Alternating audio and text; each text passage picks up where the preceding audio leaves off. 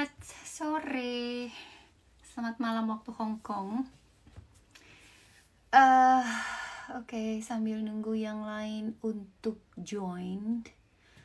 Selamat sore. Boleh cek apakah jelas? Soalnya aku pakai AirPods. Oh, hai Yuda, apa kabar? Apa kabar Yud? Sehat-sehat? Ini ada teman lama rupanya.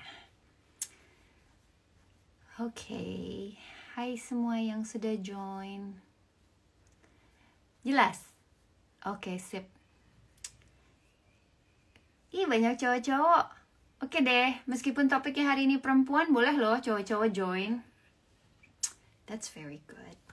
Siapa tahu bisa kasih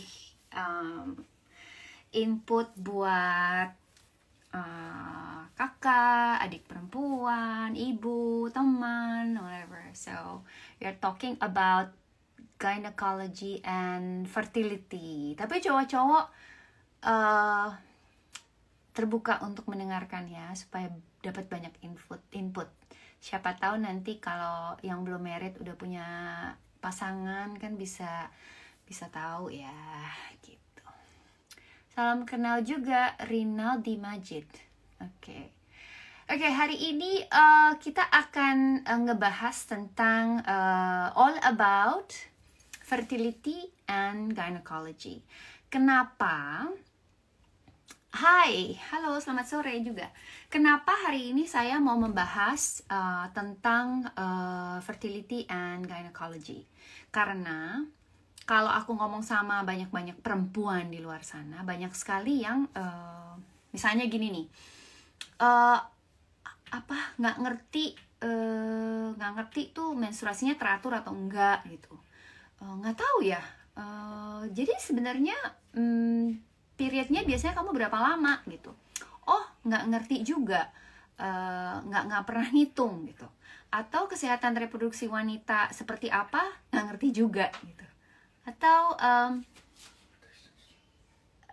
sebentar ya. Yes. Yeah, wait. Oke, jadi kalau ditanya banyak banget yang nggak ngerti sistem reproduksi badannya sendiri gitu, which is kan sayang banget ya. Harus kita tuh benar-benar sebagai wanita tuh harus tahu betul jeroan kita tuh seperti apa, terus bagaimana cara menjaganya, terus resiko apa yang bisa timbul kalau misalnya kita tidak menjaganya dengan baik. Nah,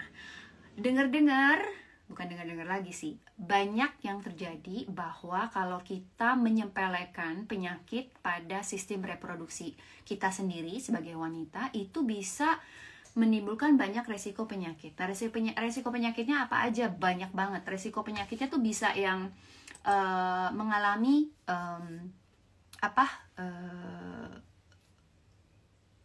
ketidaksuburan, susah punya anak. Nah, seperti itu. Jadi ini perlu diperhatikan banget. Nah, aku hari ini akan ngobrol-ngobrol sama seorang dokter. Ini sebentar ya, aku nih off dulu deh sebentar. Ini CV-nya soalnya ada di handphone aku. Aku belum, kenapa jadi. Oke, sebentar ya, sebentar. Nanti aku bergabung. Sebentar, aku kembali. Sorry, aku menghilang. Oke, jadi hari ini, tunggu ya, aku mantengin dulu. Ini susah banget. Oke, sorry. Aku pengen lihat dulu. Oke, hari ini aku akan bicara sama pakarnya. Kenapa aku bilang pakarnya? Karena kalau ngomongin soal penyakit, ngomongin soal yang sangat serius, tapi kita bawa santai hari ini, harus ngomong sama expertnya, which is seorang dokter dong. Jadi hari ini aku akan bicara dengan Dr. Caroline Tirtayasa SPOGK. Ini aku bacain dulu. Beliau ini adalah dokter spesialis kebidanan dan kandungan, konsultan, subspesialis fertility and hormon reproduksi, ahli bedah laparoskopi, Kiel, Jerman. Nah, lulusan pendidikan formal sama non-formal dari Dr. Caroline ini, beliau ini dokter dari FKUI Indonesia. Kemudian dokter spesialis kebidanan dan kandungan KFUI RSCM Jakarta, lulus dengan predikat cum laude angkatan 98 dengan predikat lulusan terbaik angkatan 2000. Terus dokter kandungan subspesialis fertility dan hormon reproduksi FKU RSCM Jakarta, diploma dalam bedah laparoskopi. Semua tahu kan laparoskopi apa itu loh, yang sekarang tuh teknologinya udah canggih deh. Jadi kalau kamu ada apa-apa di perut, apapun itu, jadi tinggal di laparoskopi, cuman ada 2 titik atau 3 titik gitu, jadi nggak kelihatan kayak di operasi gitu. Nanti kita tanya ya sama dokter Caroline. Aku soalnya udah pernah di laparoskopi. Terus training laparoskopi tahap lanjut untuk tumor kandungan di Universitas Gießen Jerman. Kemudian training dalam prosedur ovum pick up dan transfer embrio untuk program bayi tabung atau IVF di Singapura dan juga di Vietnam, dan pendidikan serta pelatihan lainnya. Wah, ini banyak banget. Oke, nggak kedengeran dok? Oh, dokter udah join. Suaranya jelas kan? Oke, sip. Aku coba langsung undang aja dokter Caroline ya. Topiknya lumayan, topiknya serius tapi menarik. Di bawah santai aja ya. Yang mau tanya silakan loh. Halo. Hai San, apa Hai, kabar? Dok. Apa kabar? Sudah selesai praktek? Sudah, baru aja beres. Oh, baru beres. Oke. Iya. Yang namanya dokter spesialis biasanya ngantri 1, 2, sibuk. Aduh. Udah sehari-hari ya San ya. Dok, praktek nggak pakai APD dok? Pakai. Ini pulang udah beres dulu. Kalau nggak seru dong kita. Oh iya, tapi di tempat praktek pakai APD ya? Pakai harus. Wajib ya. Wajib. Okay. Tapi untuk tindakan masih dilakukan banyak dok di rumah sakit sekarang lagi pandemi kayak gini. Masih, karena kan kalau operasi-operasi yang tidak bisa ditunda kan mau nggak mau, San. Seperti orang melahirkan kan nggak bisa bayinya dimasukin lagi. Bener. Tapi untuk yang program-program, untuk program bayi dan segala macam, masih ada nggak dok? Masih. Untuk program yang nggak bisa ditunda, mau nggak mau, misalnya usia sudah lanjut. Kan kalau nunda kan berarti tambah umur, sel telurnya cadangannya makin sedikit. Jadi angka keberhasilan juga makin kecil. Jadi mau nggak mau deh kita tetap. Iya, oke.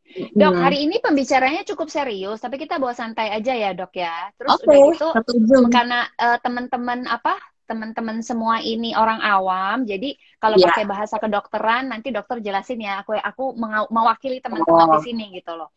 Nah, dok, aku tuh punya banyak sekali pengalaman kalau dengerin teman-teman atau orang-orang gitu ya, mereka tuh nggak gitu paham banget sama teman-teman wanita ya tentunya ya, nggak gitu paham banget sama sistem reproduksi dirinya sendiri gitu loh, istilahnya jeroan kita sendiri, kita tuh nggak gitu ngerti gitu loh. Nah aku tuh karena dokter kan sekarang memberikan banyak sekali edukasi untuk para perempuan untuk lebih mengetahui sistem reproduksi wanita tuh sebenarnya seperti apa sih gitu loh, apa aja yang ada di dalamnya, terus bagaimana kita menjaganya, terus kalau misalnya kita nggak jaga, yang aku dengar itu kan bisa menimbulkan penyakit yang cukup serius, bahkan sampai bisa juga nggak subur jadinya, jadi susah punya anak. Nah dokter mungkin bisa jelaskan dok seputar ginekologi atau sistem reproduksi wanita. Ya, betul. Jadi ini ilmu kesehatan reproduksi namanya. Bisa dibayangin kalau ilmu kesehatan reproduksi tidak ada atau tidak ada yang mengerti, nasib manusia apa? Punah. Karena tidak bisa bereproduksi dengan baik. Jadi ilmu ini sangat penting, dan ibu-ibu ini, para perempuan ini sering salah paham. Ya, disangkanya ilmu kesehatan reproduksi itu hanya yang untuk menikah dan yang mau hamil. Padahal luas banget tuh, mulai dari anak perempuan dia pubertas, mulai mens yang pertama itu udah problem tuh, problem mens pertama yang belum teratur kalau anak perempuan, atau mensnya udah mulai sakit, atau keputihan, bahkan sebelum pubertas pun anak-anak perempuan itu sering tuh ada trauma di labia mayora atau labia minora, itu sering tuh anak-anak tuh San. Kenapa ya, Dok? Kok bisa trauma? Ada karena kan sering main di lantai atau tidak diperhatikan oleh ibunya. Saya pernah tuh dapat. Jadi mainannya bentuknya tajam, melukai daerah kemaluannya. Itu sampai melukai selaput darahnya loh, sampai ke dalam. Itu akhirnya harus dioperasi. Nah itu yang operasi ya dokter kebidanan juga. Ya, ya, Nah, ya, kemudian ketika dia mens pertama, kemudian ketika dia problem cara cebok aja, itu mesti diajarin tuh kalau anak perempuan. Apalagi yang sudah dapat mens pertamanya. Karena kalau nggak Betul. infeksi. Ya, ya, Saya pernah ya, dapat, ya. ya, saya pernah dapat bibir kemaluan tuh rapet anak perempuan. Ya, anak perempuan yang agak gemuk, ya, karena dia tidak tahu cara cebok. Akhirnya di situ tuh kalau ada keputihan tuh bikin rapet. Jadinya itu harus dibelah lagi untuk dibuka. Sampai nggak bisa Oh, kencing gitu. waktu itu. Iya. Itu karena apa, Dan Dok? Karena memang dia gemuk atau karena memang anatomi tubuhnya seperti itu? enggak, karena dia gemuk, bibir kemaluan kan cenderung rapet tuh satu sama lain kiri kanan. Oh, oke, Karena kan oke. tebel jadinya, Ya, ya, ya. ya, ya, ya. Ditambah lagi dengan keputihan atau ada cairan di situ yang mestinya dicebok dan dibersihkan. Ini Mm-mm. karena tidak mengerti cara cebok, nggak Mm-mm. dicebok, gitu. Oke, Jadinya oke, oke. merapat ya. Infeksi itu kan menimbulkan perlengketan. Ya, ya, ya. Emang Ketika usia kalau jadi reproduksi. perempuan tuh lebih susah ngurusinnya ya, Dok ya, jeroan kita ya, Dok, Iya, istilahnya. betul. Namanya anak perempuan, jadi mesti dijaga lebih ekstra memang. Oke, oke, oke. Kemudian ketika dia mau hamil misalnya, mens, mau hamil, susah hamil, mulai dari Mhm. setelah hamil, melahirkan, terus bagaimana dia maintain kesehatan organ reproduksinya, Mhm. sampai turun peranakan tuh nanti usia pramenopause, menopause problemnya tersendiri lagi. Dan Oke, banyak yang oke. nanya, "Dok, kalau saya sudah menopause, berarti udah selesai dong, tutup buku dong kita, nggak usah screening Mhm. lagi." Salah besar. Justru pada Mhm. usia premenopause, menopause nanti, itu kejadian Mhm. kanker ginekologi lebih tinggi, karena kan makin tua kita. Mhm. Onderdil Mhm. harus lebih sering di-maintain, karena kan sel-sel tubuh, resikonya untuk berubah ke arah sel kanker juga lebih tinggi. Nah, Oh, ya, oke. jadi ilmu kesehatan reproduksi itu, eh, jadi mulai dari organ luar. Jadi organ reproduksi perempuan tuh ada organ genitalia luar, itu mulai dari bibir kemaluan. Kita kan ada Mhm. labia mayora, labia minora, bibir besar, Mhm. bibir kecil, sama Mhm. klitoris. Itu Mhm. yang kelihatan Mhm. dari luar, ya kan? Oke, Nah, oke. begitu masuk ke dalam, itu vagina. Vagina, mulut rahim itu bisa dilihat pakai spekulum kalau kita buka tuh. Kalau ke Mhm. dokter ginekolog, jadi buka Mhm. pakai spekulum kelihatan Yang sampai mulut bebek, rahim. Iya, sampai bebek. contoh bebek. Aduh, itu nyebelin tuh, Dok. Iya, iya, bikin grogi ya itu ya. Bikin grogi. Disuruh santai nggak bisa, Dok, kalau udah lihat jepit bebek itu. Nah, itu ada caranya sebetulnya bikin santai. Oh Jadi gitu. ukuran sosor bebek itu, San, itu disesuaikan dengan ukuran vagina, itu bisa sebetulnya. Dan biasanya kalau di polis saya Oh, kita pakai jelly steril, masukinnya juga iya, iya, pelan-pelan iya. dong dengan penuh perasaan. Biasanya sih Bener-bener. pasien-pasien rata-rata nyaman lah gitu. Gitu ya. Ah, kemudian kan tampil tuh mulut rahim, kalau pap smear kan kita tinggal ambil polesan dari Mm-mm. situ. Nah, Mm-mm. itu Mm-mm. yang termasuk organ genitalia eksterna namanya. Mm-mm. Jadi bisa Mm-mm. Mm-mm. kita lihat ya sebatas itu aja. Vagina kan nggak bisa kalau ngeliat sendiri, ya mesti Mm-mm. Mm-mm. dibuka.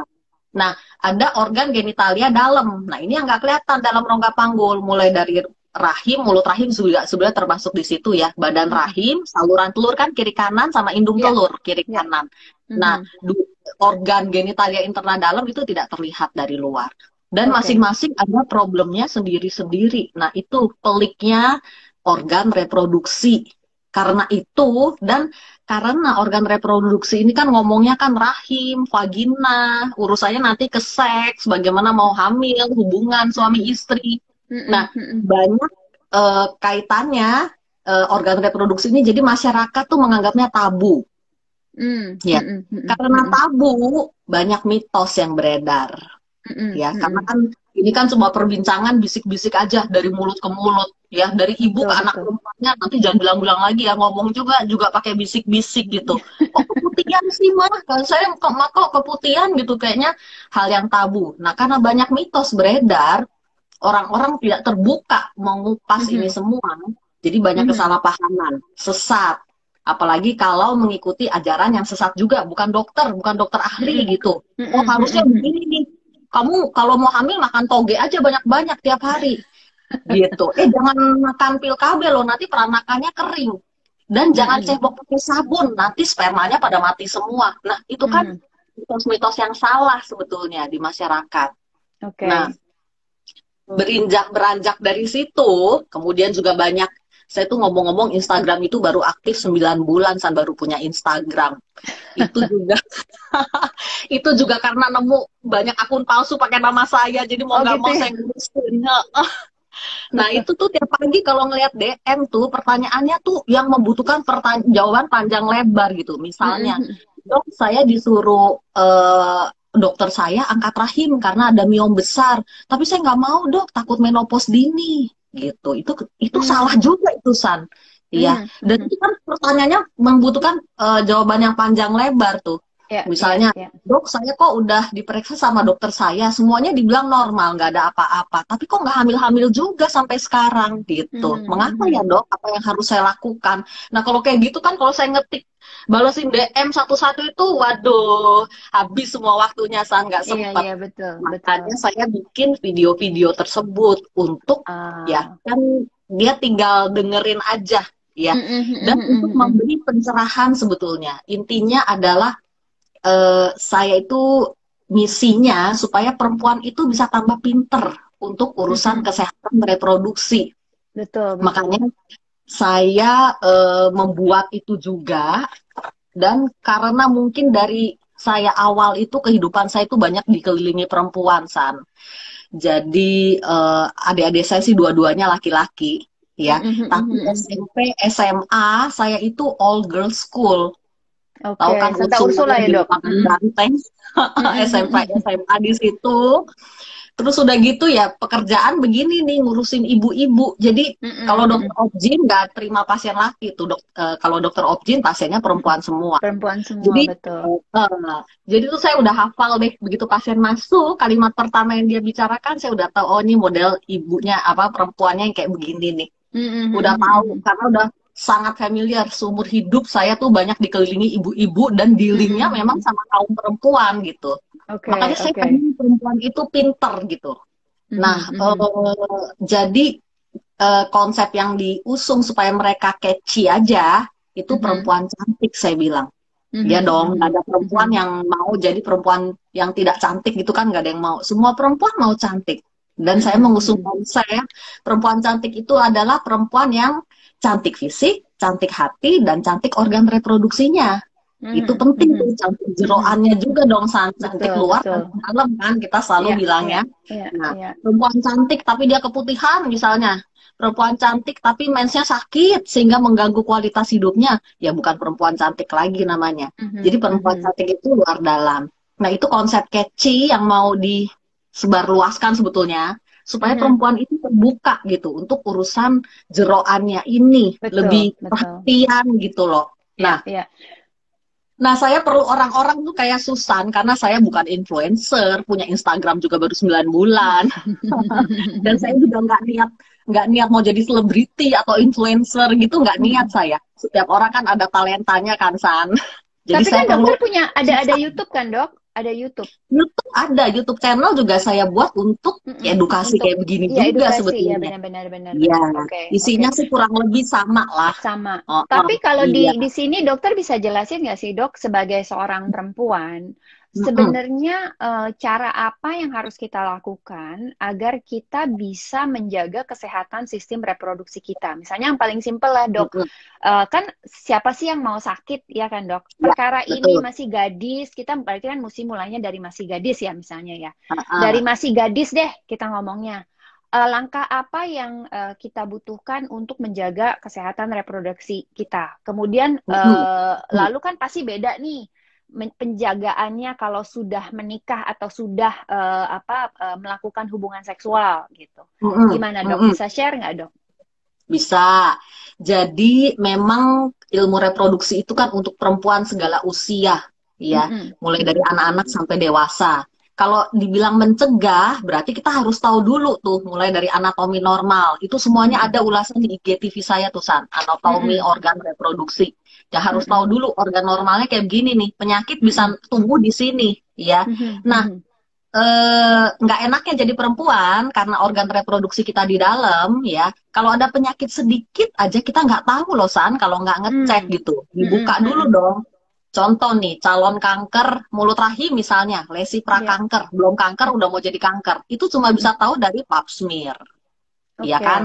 oke. Nah, nggak ada gejalanya soalnya. Kanker mulut rahim stadium 1 pun itu belum ada gejalanya loh, San. Kalau dia 1B, ya udah agak gede tumornya, baru tuh keluar keputihan yang berbau, atau kalau tiap kali berhubungan keluar darah, postcoital bleeding kita bilangnya itu baru muncul gejala. Tapi kan udah. Halo? Iya, halo, sorry. Iya. Bilang tumbuh. Sorry. Beda sama laki-laki. Kalau laki-laki kan ibarat dia ada kutil karena dia organ reproduksinya di luar. Ibarat ada kutil sedikit aja dia udah aware, udah berobat ke dokter dan bisa langsung berobat dan sembuh. Nah, kalau perempuan makanya mesti screening ginekologi teratur. Tujuannya itu untuk nangkep calon-calon penyakit lah istilahnya gitu. Screening ginekologi untuk yang sudah menikah kan 2 ya, pap smear dan USG transvaginal. 2 itu penting. Nah, itu juga ada IGTV-nya. Bagaimana screening ginekologi. Nggak cukup pap smear aja, San. Karena pap smear hanya untuk deteksi dini kanker mulut rahim.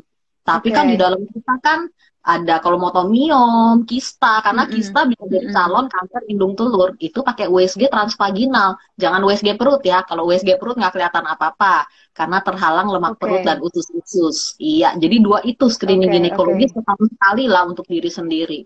Itu cara mencegahnya. Dok, jadi deteksi dini. Saya mau tanya nih, karena kita lagi ngomongin kista dan segala macam, sebenarnya apa sih bedanya, Dok? Kista, miom, polip. Nah, oke. Itu 3-tiganya tumor kandungan. Ya, bedanya adalah, by the way, ada juga IGTV-nya ini ya, tentang bedanya miom, polip, kista. Miom itu adalah tumor kandungan yang tumbuh dari otot rahim, jadi letaknya di rahim. Nah, kalau polip dia di dinding dalam rahim. Ya, dua-duanya menimbulkan mens banyak, bleeding biasanya, apalagi miom kalau dia tumbuhnya ke arah dinding dalam rahim. Ya, dan kalau kista itu tumor kandungan yang tumbuhnya di indung telur. Biasanya isinya cairan gitu. Macam-macam tuh jenis kista tuh. Ada kista simple, ada kista karena hormonal aja. Kista coklat yang paling sering itu endometriosis kaitannya. Itu yang suka bikin agak sulit hamil, itu adalah endometriosis. Ya, mulai nah, ngomong endometriosis sendiri lagi tuh. Penyakit sakit kalau mens, kalau orang awam bilangnya ya. Tapi akhirnya ini trennya cenderung ya, saya baru operasi anak umur 15 tahun, 17 tahun itu udah ada miom, udah ada endometriosis stadium 1-2 yang cukup parah tuh. Jadi sudah makin dini sekarang usianya orang-orang terkena penyakit organ reproduksi. Kan kasihan banget. Kamu bayangin 15 tahun sudah kena endometriosis atau sudah dapat miom. Ya meskipun kalau kita fibroid, kalau fibroid tuh? Ya. Fibroid itu miom sama. Oh, fibroid itu miom. Sama. Oke. Keras ya karena tumbuh dari sel otot rahim yang bermutasi menjadi sel miom. Jadi tumbuhnya di otot rahim. Makin dia letaknya ke dalam akan makin menimbulkan perdarahan karena kan kontak dengan dinding dalam rahim langsung. Darah mens itu kan berasal dari luruhan si dinding dalam rahim tiap bulan. Ya kalau jendol miom ke situ berarti makin banyak tuh yang diluruhkan. Makanya orang dengan miom sering gejalanya tuh mens yang banjir banyak. Biasanya pasiennya datang ke sini udah anemia, pucet gitu. Iya. Tapi Dok, kalau pap smear dan USG transvaginal itu kan untuk orang-orang yang sudah berhubungan seksual, Dok. Iya kan? Tapi kalau anak yang masih gadis gitu kan kadang-kadang bisa juga nggak sih, Dok, terkena penyakit misalnya kanker atau kanker leher rahim atau segala macamnya, itu kan nggak bisa dideteksi, Dok, sebelumnya karena dia belum pernah melakukan hubungan seksual. Gimana caranya tahunya, Dok? Betul. Jadi kalau pada anak-anak biasanya ada keluhan dulu baru datang tuh. Memang tidak ada deteksi, kita tidak rutin untuk melakukan deteksi dini kalau pada anak yang belum menikah ya. Jadi deteksi dininya tuh pakai USG sebetulnya, USG-nya dari perut. Kalau dari USG perut dicurigai ya ada yang kok kayaknya anatominya nggak normal ya, itu biasanya kita lanjutkan dengan USG transrektal namanya, dari lubang dubur, San. Iya, itu terlihat jelas kalau dari lubang dubur. Kalau USG dari perut dicurigai ada apa-apa. Biasanya tuh anak-anak remaja tuh datang ke poliklinik saya tuh diantar sama mamanya biasanya. Anak umur 13 tahun, 12 tahun, bahkan 9 tahun, 8 tahun juga ada. Biasanya problemnya itu keputihan. Ya, kalau nggak keputihan, mensnya tidak teratur atau tidak mens berbulan-bulan.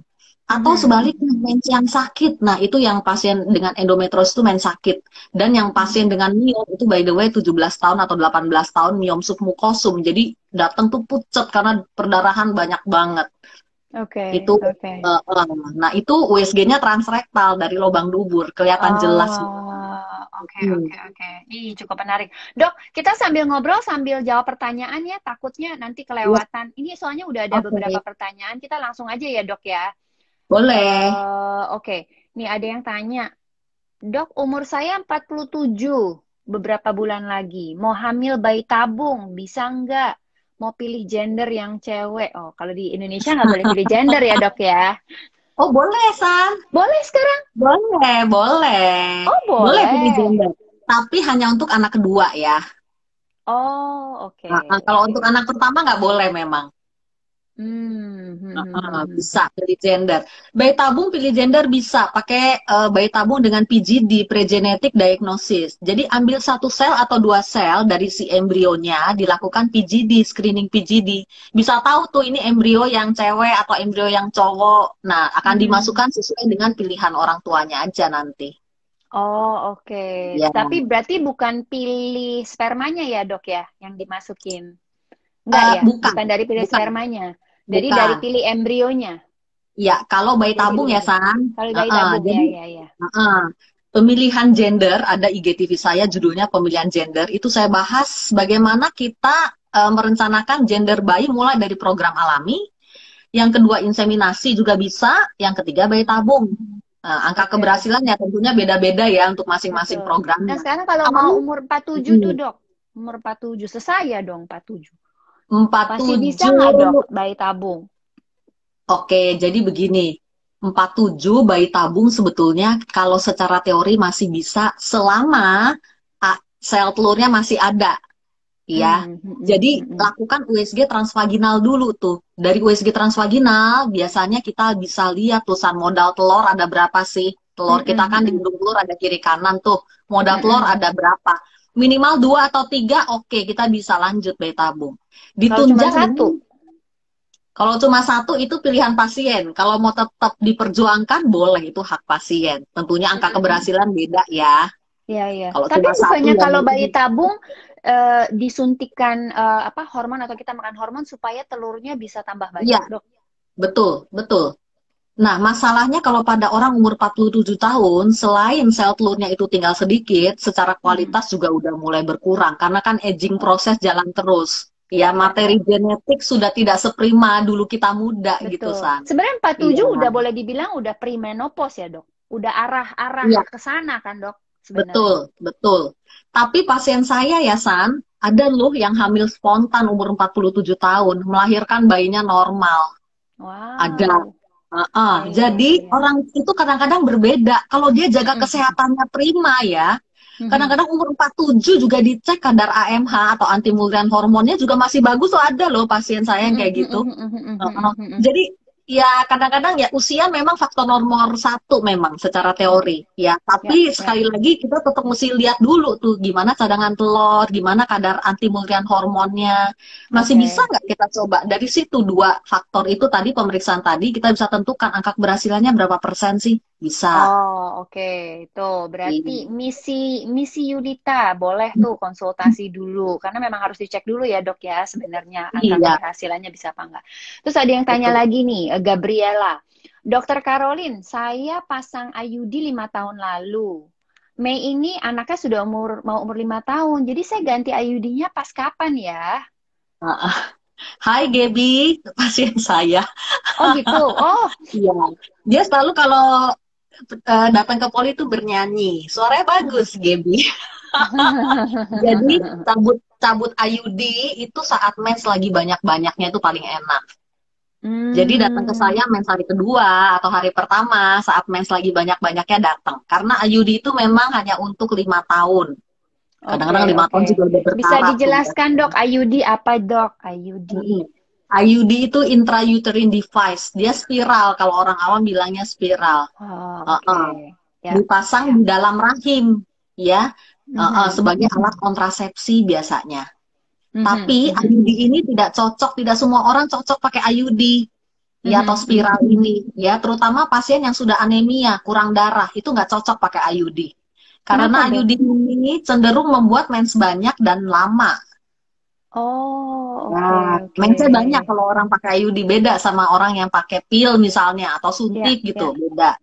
Ya jadi nggak Ah, I cocok ya see. kalau untuk orang Tapi yang sudah memang anemia, tidak cocok. memang harus 5 tahun sekali diganti ya, Dok ya? Iya, sebaiknya begitu memang. Sebaiknya gitu. Oke. Terus ada Mm-mm. lagi nih yang tanya, Dok. Mau tanya, Dok, treatment apa yang dilakukan bila kedua tuba non paten? Apa masih mungkin untuk hamil alami? Oke, itu juga ada tuh IGTV kedua tuba non paten judulnya ya. Jadi kedua tuba non paten ini tidak bisa lagi hamil alami ya, karena saluran Oh, telur atau tuba ini adalah tempat bertemunya sperma dengan sel telur pada ya. pembuahan alami.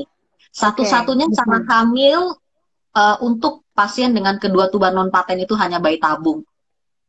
Ya, kalau bayi Oh, tabung kan telur diambil, sperma diambil, dipertemukan fertilisasi di luar, jadi ya. embrio kecil masuk ke dalam rahim. Kita nggak perlu saluran telur, Mhm, ya. mhm, Tapi mhm. kalau Oke, alami, bahkan inseminasi pun kita masih perlu saluran telur, ya. oke, oke. Tapi kedua tuba non paten ini harus dipastikan ya San. Biasanya Mhm. kan pasien tuh taunya dari pemeriksaan HSG, hysterosalpingografi tuh, yang Mhm, disemprot saat mhm. kontras, di ronsen tuh Ya, kelihatan ya, ya, nggak ya. mangsat Mhm, gitu ya, mhm, nggak mhm, banyak. mhm. Nah, itu angka kesalahannya 30% HSG untuk tuba non paten. Jadi Mhm, biasanya mhm. HSG untuk memastikan diulang 2 kali. Bener nggak? Oh, oke, Nah, oke. kenapa bisa ada false negatif namanya ya, atau false positif namanya? Itu karena waktu disemprotkan, misalnya pasiennya tegang, itu kan tuba itu kan ada ototnya, dia spasme, jepit. Jadi Oh, ya, kontrasnya ya, ya, bisa ya. kuat. Kebacanya non paten, padahal sebetulnya paten, bisa kayak Paten. begitu. Oh, oke. Aduh, saya Mm-mm. pernah ngerasain tuh, Dok. Nggak Rasanya enak ya, nggak enak. mules. Makanya itu harus diberikan anti nyeri dulu sebelumnya supaya nggak Betul. mules. Heeh. Gitu ya. Saya diberi kayaknya saking tegangnya dikasih Valium kali, Dok, gitu supaya Oh, tenang. iya kalau ada Valium lebih rileks sih, cuma agak Iya, iya, ngantuk iya. aja. Bener, bener. Apa kayak kayak apa ya? Kayak fly gitu Kayak ya. fly terawang-awang gitu. Oke, Dok, ini ada lagi yang nanya. Heeh. Setelah selesai vaksin Gardasil 1 siklus, berapa lama setelah suntik terakhir kita melakukan pap smear? Gardasil tuh Oke. apa, Dok? Gardasil itu vaksin HPV, San. Hmm. Susan kayaknya nanti mesti berencana punya anak perempuan ya, San. Jangan, Dok, udah 48. Ya, jangan cuma Tristem doang ya. Kali-kali Susan termasuk salah satu pasien seperti pasien saya tuh, umur 47, dia telurnya masih bagus. Kan kamu kan menjaga hidup sehat seapik mungkin kan. Enggak juga, Dok. Saya dapat anaknya susah. Udah nyoba inseminasi, nyoba bayi tabung. Aduh, Dok, sampai bingung mau disuntik di mana. Udah merah-merah, kuning-kuning, sampai bingung. Itu masih dikasih ya, San ya? Iya. Oke, jadi kalau Gardasil pertama, Mm-mm. berapa lama setelah suntik terakhir kita melakukan pap smear? Oke, HPV itu jadi kan 3 kali kan, Dok? Kalau saya dulu ya kayaknya 3 kali HPV tiga suntik kali. betul. Mm-mm. 0, 1, 6 bulan. Jadi Mm-mm. sebelum suntik HPV kan biasanya pap smear dulu tuh baru bisa suntik. Ya. Ya, nah jadi dari pap smear pertama ke yang berikutnya tuh 1 tahun aja cukup biasanya. Oke, Ya, oke, oke. Ya, tergantung ya. fasilitas beda-beda San. Kalau dokter patologinya biasanya nyuruh 6 bulan. Mm-mm, mm-mm, mm-mm. Mm, ya, tapi kalau saya lihat-lihat pasiennya ya, kalau pasien nggak ada riwayat cancer di keluarga dan bisa jaga api kebersihannya, oke lah setahun sekali boleh, nggak apa-apa. Karena Oh, kenapa oke. disuruh 6 bulan sekali sama dokter patologi? Karena angka kesalahan pap smear, kamu tahu berapa persen? 50% angka kesalahan pap smear. Oh, wow. Besar. Oke. Besar Jadi ya, Dok? maksudnya gini, iya.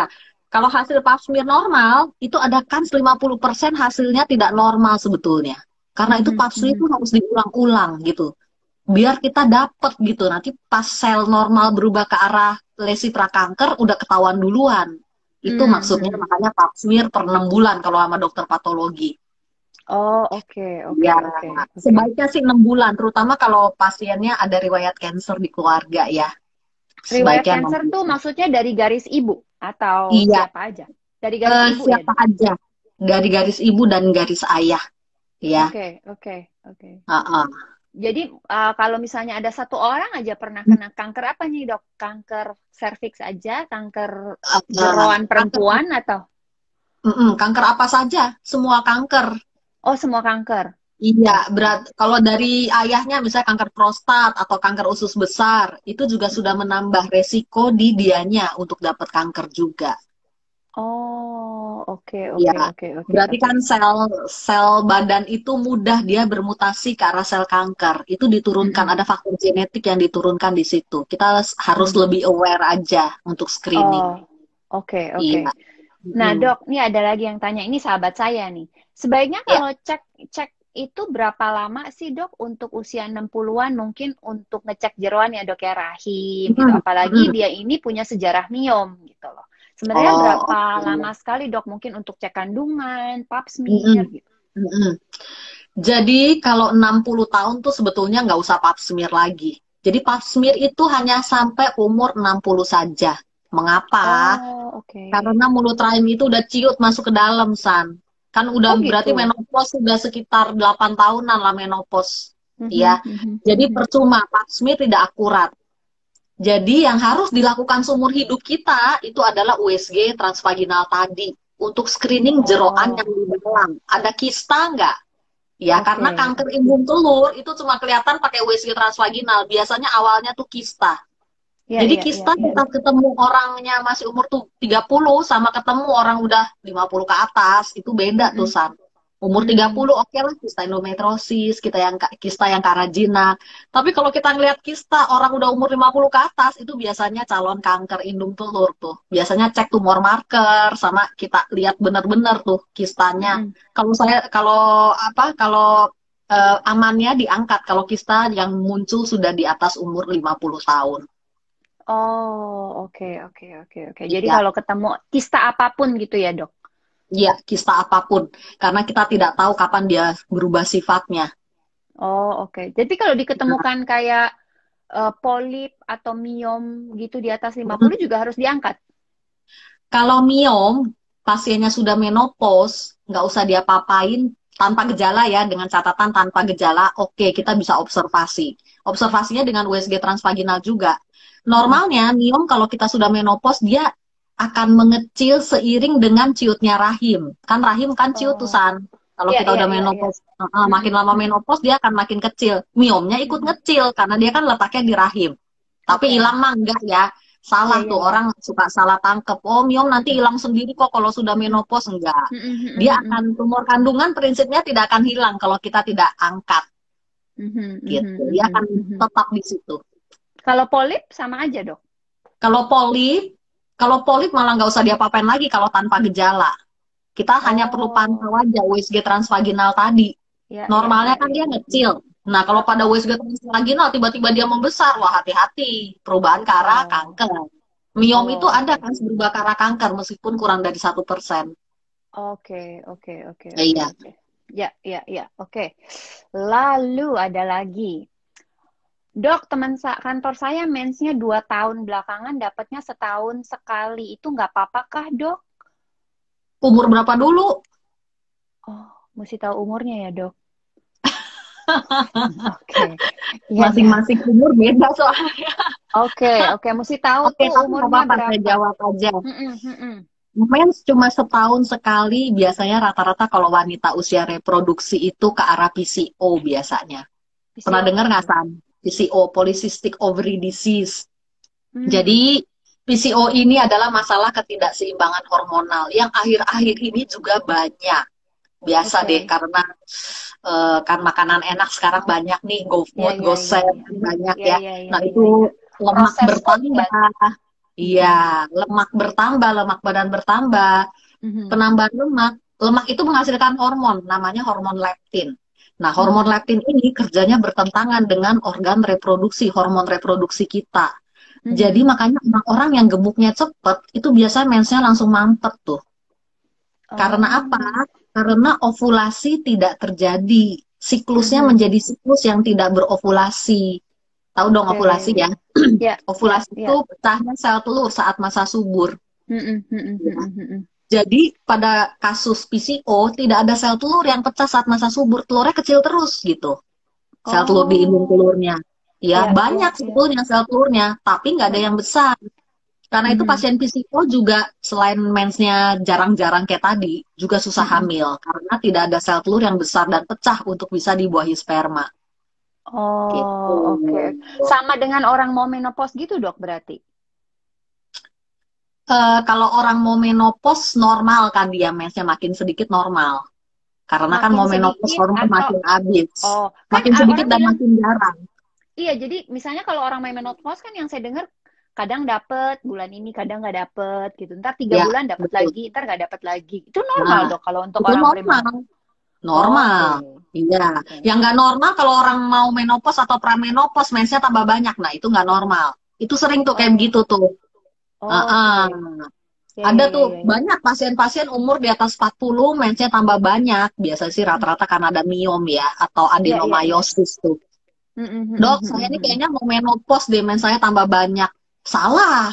Justru kalau mau menopause, mens tambah sedikit harusnya, Tambah bukan sedikit. tambah banyak. Oke, Iya. oke. Tapi kalau misalnya Mm-mm. tadi kan dokter mention kalau masih apa? Masih apa umur reproduksi men Mm-mm. seperti itu memang ada PCO. Tapi kalau misalnya yang sudah di atas 40 gitu yang sekarang atau setahun sekali misalnya udah mungkin arah premenopause sekali mungkin di atas 40 atau 45 normal dok Iya. setahun sekali. Jadi kalau di atas 40 setahun sekali termasuk tidak normal ya. Harusnya sih umur 40 dia tuh masih, kalau umur 40 itu harusnya mens masih teratur, San. Hmm, hmm, Ya, hmm, tapi hmm. ada juga di bawah 40 sudah menopause tuh ada. Namanya menopause dini, di bawah usia Oke, 40 tahun biasanya. Tapi kalau oke. 40 harusnya dia mensnya masih normal. Biasanya 42, 43 itu mulai tuh agak-agak nggak teratur. Tapi kalau Mhm, nggak mhm, teraturnya dia makin jarang, oke tenang aja observasi nggak apa-apa. Kalau makin mhm. banyak, segera cek ke dokter. Ada miom atau polip, biasanya itu yang sering tuh. Pada wanita di atas Oh, 40, mensnya tambah banyak itu yang sering. oke, oke, oke. Tapi sebenarnya umur berapa sih, Dok? Sebenarnya wanita itu sudah premenopause sebenarnya. Apakah memang di atas Eh, 40 udah dianggap seperti itu atau harus di atas Iya. 45 atau di atas 50? Kalau teori mengatakan di atas usia 40 itu masuk pramenopause sudah. Dan Oh, oke. menopause 48 sampai 52 itu usia menopause. 48 sampai 52 ya. Dok, tahun ini dong saya, Dok. Dokter Masih nyuruh masuk saya satu punya beda anak. kan? Pasien saya umur 57 ada loh yang masih menstruatur. Ya sama kayak mama saya, Dok. Mama saya Iya ya. juga menopause telat banget. Jangan-jangan kamu juga ikut mama. 56. Berarti masih bisa Oke. ya San ya. Nambah satu Ya, lagi. jangan dok, sakit pinggang. Dokter, ada lagi nih. Ini, pertanyaannya banyak kalau kayak gini nih. Dok, pasca Mm-mm. SC itu apa dok? Sebaiknya Seksil diperbolehkan hamil. cesaria. Oh, sesar. Diperbolehkan hamil kembali setelah berapa lama dok? Oke. Jadi kalau teorinya mengatakan pasca sesar itu harus 2 tahun baru boleh hamil Mm-mm. lagi. Tapi Oh, uh-uh. kalau pasien saya beda. Karena kalau saya teknik operasi saya beda. Saya jahitnya kan Uh-uh. double tuh. Kalau Uh-uh. pasien saya 3 bulan aja udah boleh hamil lagi. Apalagi Oke. rata-rata pasien saya itu kan ngejar umur ya. Biasanya Uh-uh, pasien uh-uh. saya itu rata-rata hamilnya kan susah ya. Mm-mm, Jadi kalau nunggu mm-mm. setahun, 2 tahun keburu tua dia. Kalau keburu tua susah lagi hamilnya. Ya udah tiga Iya. bulan abis operasi udah hamil lagi aja. Oh, Jadi oke, nggak usah oke, pakai KB, oke. udah hamil lagi aja Iya, nggak iya, apa-apa. iya, iya. Ya Oke. tergantung. Kalau misalnya umur masih muda ya dijarakin agak lama boleh. Tuh dok, ada yang bilang, saya pakai spiral, kalau pakai suntik atau pil nggak bisa karena punya riwayat kista. Gimana tuh dok? Emang begitu dok? Oke, ya kalau nggak bisa pakai pil atau suntik, ya pakai spiral saja, tidak apa-apa. Mhm, Atau mhm, kalau bagi yang sudah nggak mau hamil lagi, misalnya anak sudah cukup ya, 2 aja cukup deh dok, saya nggak mau hamil lagi, mhm. ya steril aja. Oh, oke, Kontrasepsi oke. mantap namanya tubektomi. Nah ini Ya, juga ya, banyak ya. mitos misalnya urusan tubektomi. Dok, saya nggak mau steril karena saya takut menopause dini. Padahal nggak ada hubungannya sama menopause dini. Orang tuh takut Oh, steril karena menopause dini ya ya ya. atau nanti produksi hormonnya terganggu akibat steril. Padahal Mm, mm, nggak mm, mm. seperti itu. Mm, Steril mm, itu mm, mm. kita cuma urusan di saluran telur doang, tidak Mm, mengganggu mm. fungsi hormon dari indung telur. Organnya beda. Jadi Ya steril ya itu ya. aman, nggak bikin menopause Aman. dini, cuma bikin nggak Oke. bisa hamil aja Oke, gitu. oke. Nah, nih dok Hmm, ada pertanyaan, cuman nggak kasih tahu umur nih. Saya tahu pasti dokter juga akan nanya umurnya. Setelah mens iya. bulan Juli 2020, saya mens lagi bulan Januari ini. Berarti kira-kira 5 bulan ya dok, 5-6 bulan. Heeh, Apa udah iya. mulai menopause dok? Thanks, gitu. Hmm, Maureen, nggak tahu hmm. umurnya berapa. Oke, jadi kalau menentukan menopause atau tidak, yang paling akurat itu sebetulnya pakai USG transvaginal tadi tuh San. Kita Hmm. bisa lihat tuh kalau fertility expert kayak saya, kita bisa lihat tuh, oh indung telurnya kayak gini nih, sel telurnya segini, oke lah masih lama menopause-nya, kita bisa tahu. Yang akurat sih itu, Oh, ditambah lagi kalau mau cek hormon tuh ambil aja hormon dari darah, cek hormon FSH sama estradiol. Itu dari situ oh ya kelihatan ya ya. nanti Ya ya ya ya. menopause atau Ya. enggak. Oke, Atau oke, mungkin oke. kalau umurnya masih muda, kayak tadi tuh teman kantor, PCO Mm-mm. juga bisa kayak gitu tuh. Pasien PCO ada yang mensnya cuma Mm-mm. setahun sekali. Oke. Ada. Nah, itu ngomongin PCO, apakah memang bisa dilihat dari pengecekan hormon, dok? Kalau Oh, PCO? bisa banget. Bisa. Oh, bisa. Jadi Oke. PCO itu ngeceknya yang pertama harus USG transvaginal dong. Lihat ovarium polikistik tuh kelihatan tuh. Jadi ovariumnya itu Mm-mm. kayak sel telurnya kayak kalung mutiara, berderet kecil-kecil-kecil di pinggir. Khas banget tuh ovarium Oh, polikistik. Udah gitu oke. tambah cek hormonnya. Cek hormonnya Mm-mm. akan menggambarkan siklus yang tidak berovulasi tadi, kelihatan dari hormon. Nah, baru Oke, oke. establish diagnosis PCO. Jadi Mm-mm, diagnosis mm-mm, PCO tuh nggak gampang, nggak cuma kalau oh mens saya 2 bulan sekali, 3 bulan sekali mens nggak teratur itu mm-mm. dibilang langsung PCO gitu enggak. Belum tentu. Pasien PCO ada juga yang mensnya teratur sebulan sekali ada. Ya, ya, ya. Oke. Dok, Hmm. ini ngomongin soal HPV ini juga banyak sekali yang jadi pertanyaan dari teman-teman saya. Sebenarnya untuk apa suntik vaksin HPV itu anak-anak perempuan tuh sebenarnya dari umur berapa, Dok? Ini kalau dari Budi W ini anaknya 11 tahun dan 14 tahun. Apakah memang harus menunggu anak-anak perempuan ini menstruasi dulu atau mungkin sebelumnya sudah boleh? Gimana, Dok? Sebelumnya sudah boleh. Paling kecil umur 9 tahun sebetulnya sudah boleh vaksin HPV. Oh, Iya, oke. 9 tahun udah boleh, San. 9 tahun ya. Tapi setelah suntik 3 kali itu dia harus suntik lagi nggak selanjutnya? Apa cuma seumur hidup sekali aja, Dok? Seumur hidup saat ini, seumur hidup sekali. Karena penelitian sampai 10 tahun, ini kan HPV baru nih, vaksin HPV Mm-mm. ya. Mm-mm. 10 Mm-mm. tahun penelitiannya, titernya masih cukup dalam darah, jadi tidak perlu booster. Jadi cukup sekali Oke. aja. Uh-uh. Bukannya sekarang bisa ada lagi yang HPV yang diketahui jenis yang lain ya, Dok? Jadi gini, vaksin HPV itu kan ada dua kan. Susan tahu nggak? Vaksin HPV Ya. kan ada dua. Satu Gardasil, satu Cervarix. Kalau Mhm. Gardasil itu untuk HPV yang high risk dan low risk. Oke. HPV yang high risk itu penyebab kanker mulut rahim. HPV yang low risk itu penyebab kondiloma acuminatum. Penyakit kutil kelamin tuh ya kayak jengger ayam. Mhm, Nah, mhm, mhm, itu mhm. HPV low risk sama high risk ya. Tapi kalau Cervarix dia hanya untuk yang high risk saja. Dia tidak mengcover untuk kondiloma acuminatum tadi gitu. Oh, oke, Ya, oke. kalau jenis-jenisnya kurang lebih dua vaksin ini sama ya. Sama Maksud ya. saya jenis HPV high risk yang tercover oleh mereka itu memang HPV yang paling sering ditemukan pada kanker mulut rahim. Jadi Oke, sama oke. lah. Sama. Dan kondiloma, Jadi kalau misalnya cuma Cervarix aja, Dok, harus Gardasil juga nggak? Nggak usah. nggak usah. Kalau Cervarix berarti kamu sudah dapat kekebalan terhadap HPV yang high risk tadi untuk melindungi terhadap Oh, kanker mulut rahim. Tapi untuk oh, oke, yang oke. low risk, ya tidak dapat. Kalau low risk kamu mesti pakai Gardasil. Tapi sebetulnya penyakit kondiloma acuminatum ini jarang loh. Maksudnya untuk wanita baik-baik ya nggak sering gonta-ganti pasangan itu jarang banget Mm-mm. ditemui ya di poliklinik. Dan kalaupun Mm-mm. ada itu gampang banget pengobatannya. Tinggal dikauterisasi Oh, aja hilang sebetulnya. Jadi oke.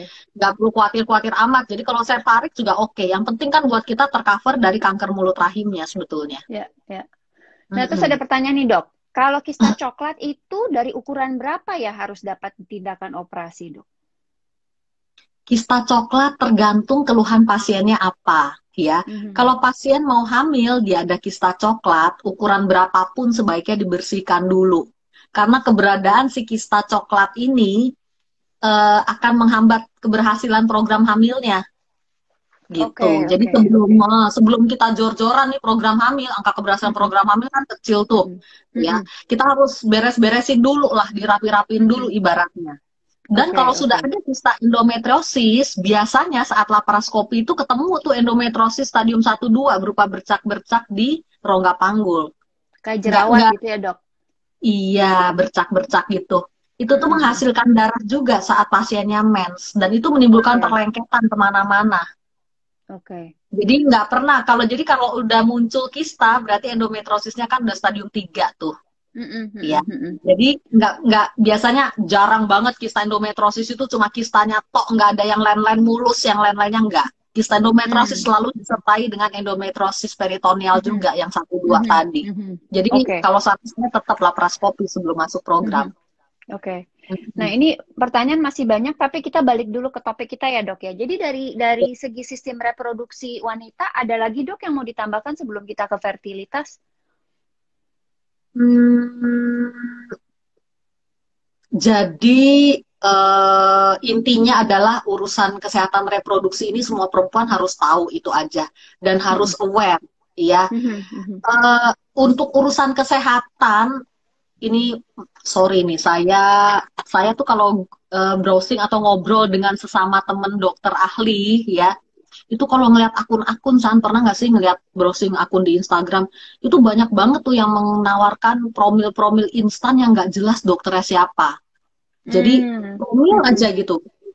Itu nggak jelas dokternya siapa, dokternya. Jadi kalau urusan kesehatan, follow yang bener lah. Ya, jadi kalau untuk urusan kesehatan, follow dokter ahli gitu.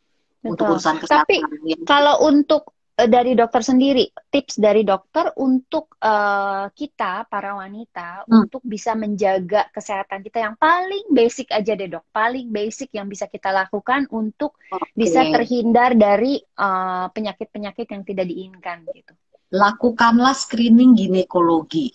Semua perempuan lakukan screening ginekologi minimal setahun sekali untuk diri sendiri. Tadi itu pap smear dan USG transvaginal. Itu aja cukup. Itu aja cukup ya, Dok ya. Dan kalau bisa dilakukan vaksin HPV, sebaiknya dilakukan ya, Dok ya. Ya, vaksin HPV itu untuk memberikan kekebalan terhadap virus HPV. Jadi urusannya ke kanker mulut rahim ya. Mulut rahim. Bukan kanker yang lain. Kanker yang lain kayak indung telur, urusannya beda lagi nanti.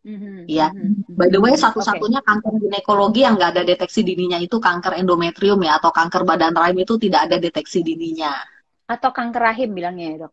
Ya, betul. Kanker rahim itu nggak ada deteksi dininya. Deteksi dininya cuma pakai kuret.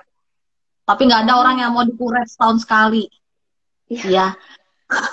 Jadi, biasanya dia keluhannya tuh mens banyak, pada pasien usia 40 ke atas. Jadi pada pasien 40 ke atas, kalau mensnya banyak, biasanya kan USG kita lihat ada penebalan tuh dinding dalam rahim. Nah, kuret itu tujuannya untuk nangkep itu sebetulnya. Sudah ada belum sih calon kanker badan rahim di situ? Karena hasil kuret itu kan kita kerokan, kita masukin ke lab patologi, diperiksa di bawah mikroskop. Sel-selnya bagaimana. Itu baru ketahuan. Atau pada perempuan pramenopause menopause yang mensnya banyak, tiba-tiba mens. By the way, kalau udah menopause nggak boleh lagi ya keluar darah dari kemaluan. Ya, kalau usia menopause keluar darah dari kemaluan, cepet-cepet datang ke dokter kandungan. Karena itu udah gejala, kita harus cari itu dari mana itu darah. Ya, karena kan nggak boleh keluar darah lagi, udah nggak ada lagi hormonnya. Kalau tiba-tiba keluar darah, mesti cari tahu dari mana. Biasanya rata-rata ujung-ujungnya ke kanker badan rahim tadi, karena itu biasanya postmenopausal bleeding itu kita kuret, ambil sampling dari dalam. Berarti kalau misalnya nggak ada deteksi dininya, gimana, Dok, kalau untuk bisa menjaganya? Kalau nggak ada deteksi dininya? Kalau nggak ada deteksi dininya, hidup sehatlah, dan begitu muncul keluhannya, segera berobat ke dokter. Kan ada orang yang biasa lah begini, nanti juga sembuh sendiri gitu. Atau saya kan udah mau menopause, ngabisin nih, darahnya ngabisin aja gitu. Nah, itu salahnya di situ kadang-kadang. Jadi delayed diagnosis, jadi delayed treatment juga. Oke. Berarti kalau orang lagi Uh-uh. premenopause atau menopause, kalau dia mensnya tambah sedikit atau nggak mens, itu termasuk normal ya dok ya? Mm-mm. Atau mungkin cuman spotting doang, terus tiba-tiba nggak ada, itu normal? Jadi kalau pramenopause, menopause, Mm-mm. spotting itu boleh untuk pramenopause, tapi kalau menopause nggak boleh, spotting pun nggak boleh. Oh, spotting, oke. Karena Tapi kalau udah uh, menopause, berapa lama dok misalnya nggak boleh? Udah jadi lebih dari gini, setahun gitu? definisi menopause itu tidak mens selama 1 tahun, 12 bulan berturut-turut. Itu sudah established menopause. Oh, oke, oke. Ah, jadi kalau kamu misalnya nggak mens 5 bulan atau nggak mens 8 bulan, tiba-tiba keluar spotting, itu berarti belum menopause. Oh, oke, oke, oke. Ah, jadi Jadi menopause itu harus satu established tahun. 1 tahun, Satu. betul, tanpa darah sama sekali. Mm-mm, Karena mm-mm, mm. spotting pun itu dianggap berdarah. Oh, oke, oke, oke, Ya. oke. Jadi Yang orang dimaksud spotting tuh sebenarnya apa sih dok? Cuma bercak aja gitu? iya Meskipun bercak, warnanya bukan merah, misalnya coklat, iya, itu bilangnya iya, spotting dong dok? Oke, oke, betul, oke. itu spotting. Cuman Itu kalau juga orang yang nggak sudah boleh. menopause, keluar darah lebih baik langsung cek gitu ya dok ya? Iya, betul. Oke, oke. Nah, tuh buat teman-teman, jadi ini banyak sekali masukan yang didapat nih dari sistem kesehatan, sistem reproduksi wanita nih. Jadi memang jeroan kita tuh memang harus benar-benar diperhatikan. Tapi caranya simple banget sebenarnya Iya. kalau mau kita jaga ya dok ya. Kita melakukan USG Hmm, transvaginal dan pap simple, smear setahun sekali. betul. Nah, kalau kita ngomongin fertilitas dokter, yang saya tahu kan kayak tadi nih, Kak, ada yang bilang, oh kalau punya endometriosis, kista coklat, kan nih dokter sudah bilang berkali-kali, ini susah nih hamilnya. Jadi Mm-mm. ini ginekologi dan fertilitas sih kan saling berhubungan ya dok ya? Betul, Mm-mm. betul. Dokter mungkin bisa Mm-mm. jelaskan nggak tentang si fertility ini? Jadi fertility itu kalau awam bilangnya kesuburan, ya. Mm-mm. Mm-mm. Pasien tuh sering nanya, dok saya masih subur nggak sih? Gitu. Masih bisa Mm-mm. hamil nggak seperti tadi pertanyaan-pertanyaan tadi? Ya, ya, Ya. ya. Jadi urusan kesuburan itu biasanya kita bisa lihat dari USG transvaginal tadi tuh San. Modal telur Oke, berapa sih? Gitu. oke, Ya. oke. Fertility itu by the way ditentukan oleh dua belah pihak ya, bukan hanya si istri aja, suami juga. Karena itu Benar, suami juga benar. mesti dicek Harus ya. dicek.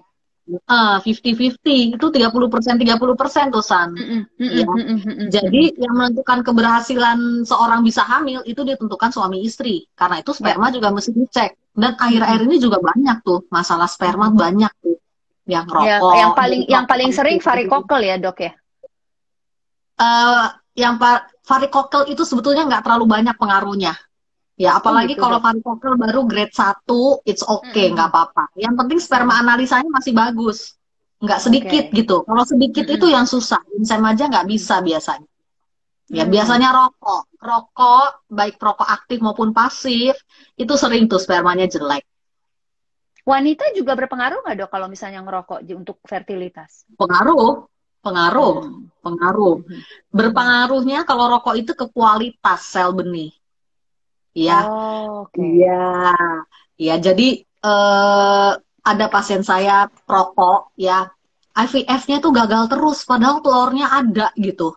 Cuma Hmm. nggak mau nempel dia, nggak mau implantasi si embrionya. Ya, Padahal kalau ya. sudah terjadi pembuahan dan embrionya termasuk yang good quality, tapi tiap Mm-mm. kali rontok lagi, karena masalah Oke. kualitas itu, San. Ya, ya, ya, Jadi ya, memang ya.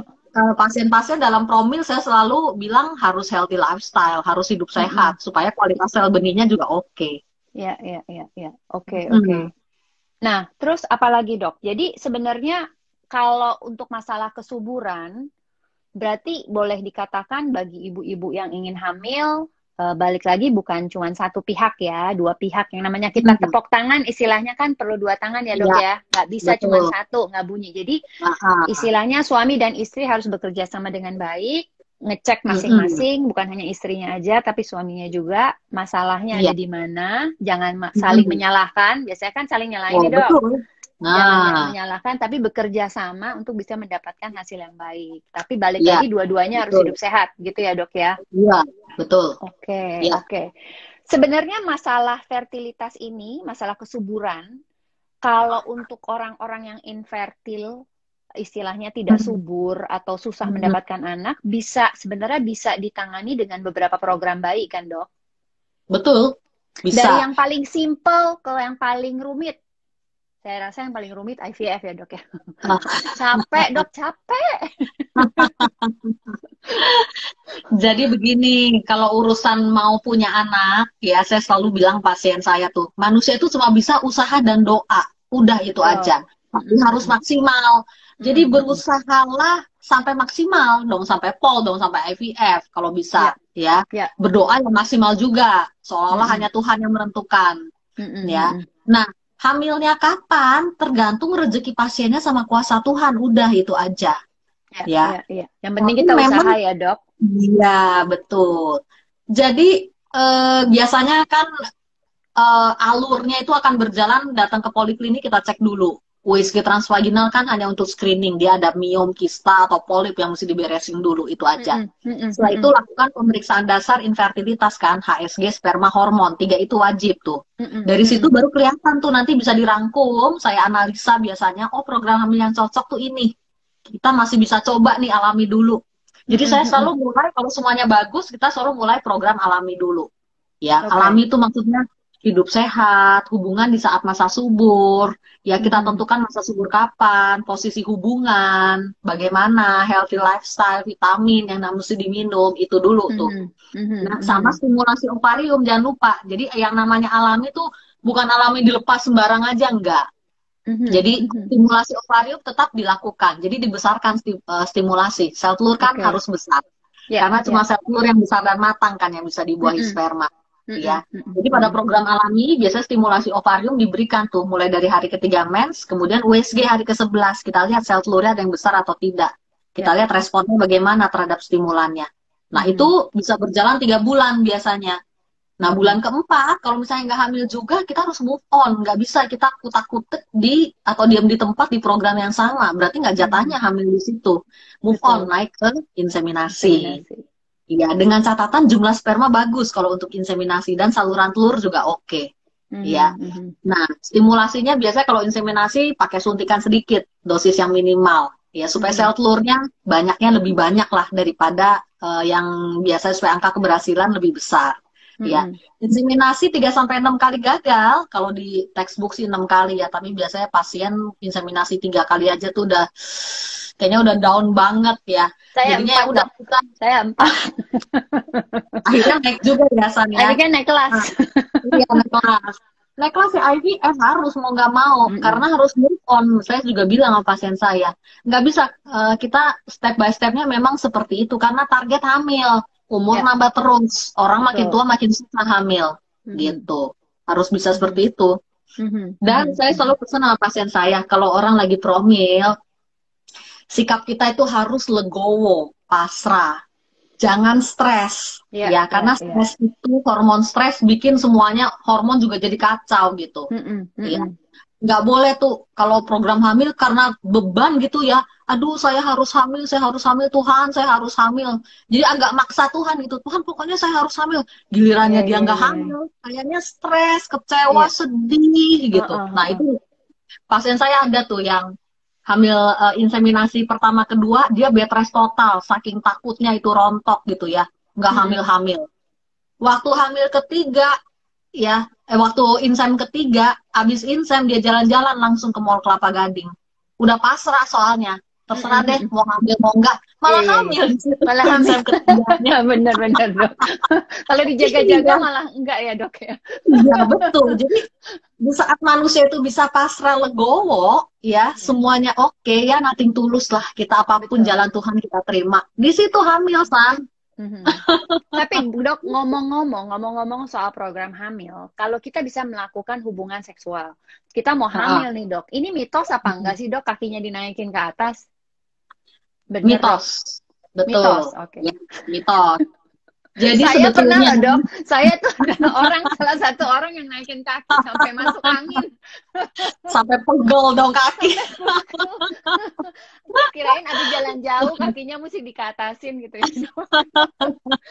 Itu baru tadi yang mau saya bilang, kaki mesti diangkat. Nah, iya. Diganjel bantal dok, diganjel bantal.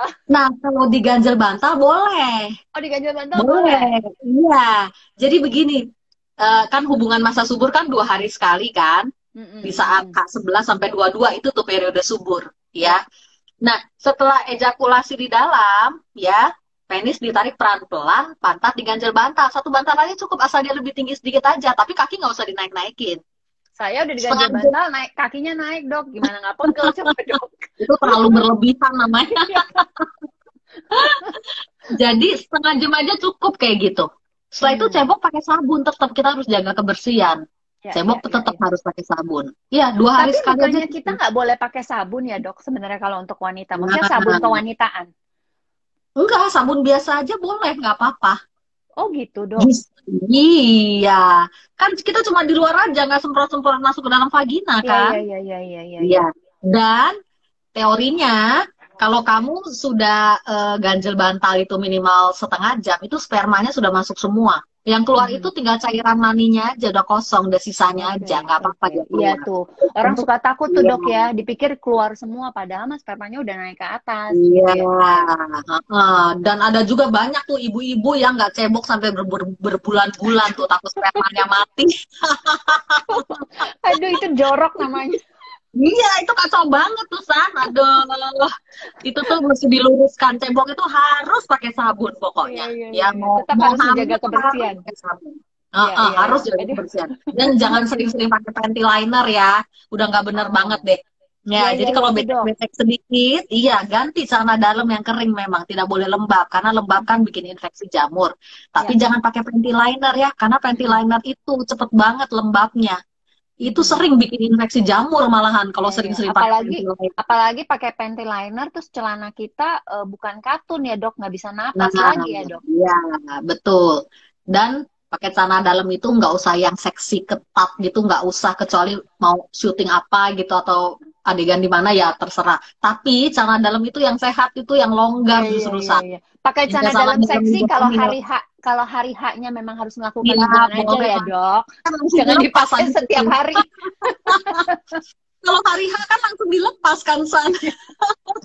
Cuma sebentar aja. Dok, foreplay, Dok. Aduh. Nah, Dok, kita jawab pertanyaan lagi ya, Dok ya. Nih, ada yang bilang tadi kista ukuran berapa, Dok, masih aman untuk tidak dioperasi, kista ovarium? Oke, jadi kista ovarium dilihat dulu jenisnya apa. Kalau kista endometriosis, sebaiknya operasi yang tadi saya bilang. Karena operasi laparoskopi untuk endometriosis sekalian ngebersihin yang lainnya, bukan cuma ngangkat kista doang. Dan laparoskopi untuk kasus endometriosis, itu mempertinggi angka keberhasilan program hamil. Karena kan iya dong, kita cuci, kita bersihkan dari radikal bebas rongga panggulnya, yang bercak-bercaknya diangkat, kistanya dibersihin, saluran telurnya juga kita cek kan, patensi tuba itu lebih akurat daripada HSG. Ya. Kalau kista jenis lain, ya, kista folikel atau kista simple, nggak mau dioperasi dulu nggak apa-apa. Dia kadang-kadang bisa hilang sendiri, begitu hormonnya stabil.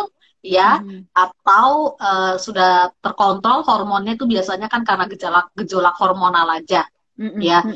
Dan kita lakukan USG ulang, biasanya kistanya rata-rata bisa hilang sendiri, nggak usah diapa-apain. Oh, oke. Begitu ada. Oke.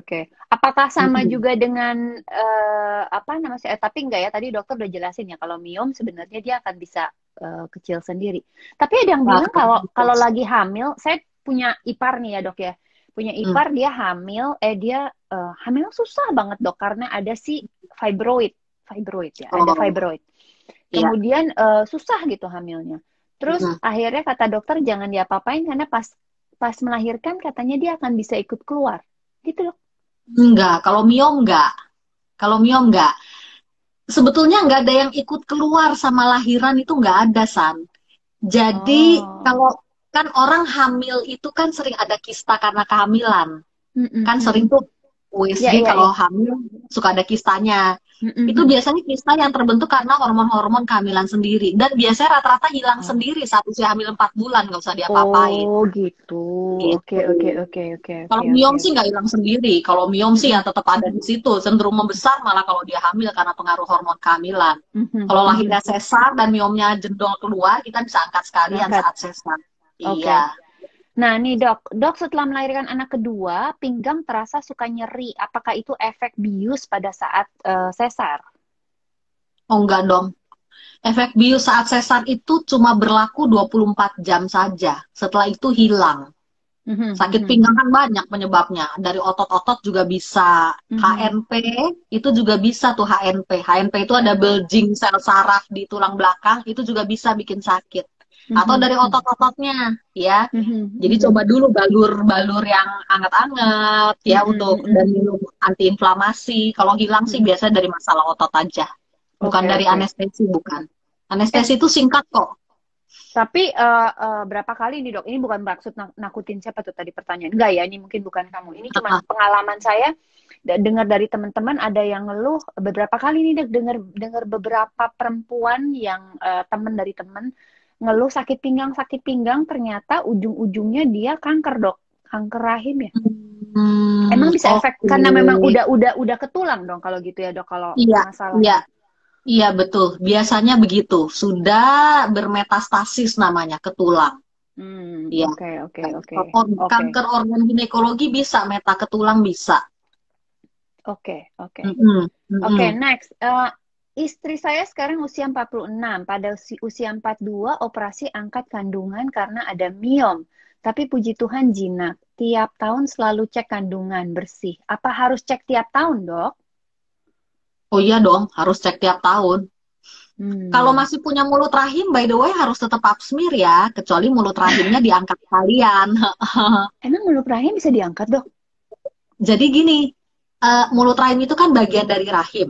Operasi Heeh. angkat rahim itu kan ada yang istilahnya subtotal, jadi mulut rahimnya ditinggalkan. Oh, oke, oke, Ya, oke. ada yang total. Kalau total diangkat sekalian sama mulut rahimnya. Gitu. Tubanya diangkat juga nggak sih, dok? Kalau kayak gitu enggak dong ya, Nah, dok ya? tergantung kondisi situasi saat itu bagaimana. Kalau saya Hmm. lihat kondisi pasien, kalau pasien belum menopause, ovarium, indung telur kita tinggalkan. Jadi pasiennya tidak menopause dini meskipun angkat rahim. Oke. Jadi kalau orang angkat rahim tapi masih punya tuba falopi, dia masih dapat mens, dok. Bukan tuba fallopinya, ovariumnya, indung telurnya Ovarium, yang indung penting. telurnya. Nah, Oh, mm-mm. oke. Karena organ penghasil hormon itu indung telur, bukan rahim. Hmm. Gitu. Jadi kalau kita suruh milih San, mau rahim atau indung telur, kita pilih yang indung telur. Karena dia yang menghasilkan hormon yang bikin kita tidak menopause. By the Hmm. way, Hmm. istilah menopause ini kondisi ketiadaan hormon ya, bukan kondisi tidak mens. Ya, Iya, kalau iya, nggak ada iya. rahim kan, rahim ini kan dia cuma wadah aja dia, wadah Mm-mm. bayi sama wadah darah mens, Mm-mm. gitu. Mm-mm. Kalau dia Mm-mm. udah diangkat ya otomatis nggak mens, tapi kan hormon masuk ke aliran darah dari indung Iya, telurnya. iya, iya, iya. Oke, Ya, oke, jadi oke, oke. gejala menopause tidak akan muncul kayak kulit kering, osteoporosis itu tidak akan muncul. Mhm, Menopause sama mhm. seperti orang yang masih punya rahim aja sesuai dengan usia indung telurnya secara alami, Ya, ya, gitu. oke. Mm-mm. Nah, ini ada lagi, Dok. Sehabis histeroskopi polip Mikroskopi. endometrium, ya, sudah dites HSG sel telur paten, tapi masih keputihan setiap hari. Agak susah hamil, Dok. Mesti gimana ya, Dok? Jadi histeroskopi itu kan tindakan mengangkat polip sebetulnya.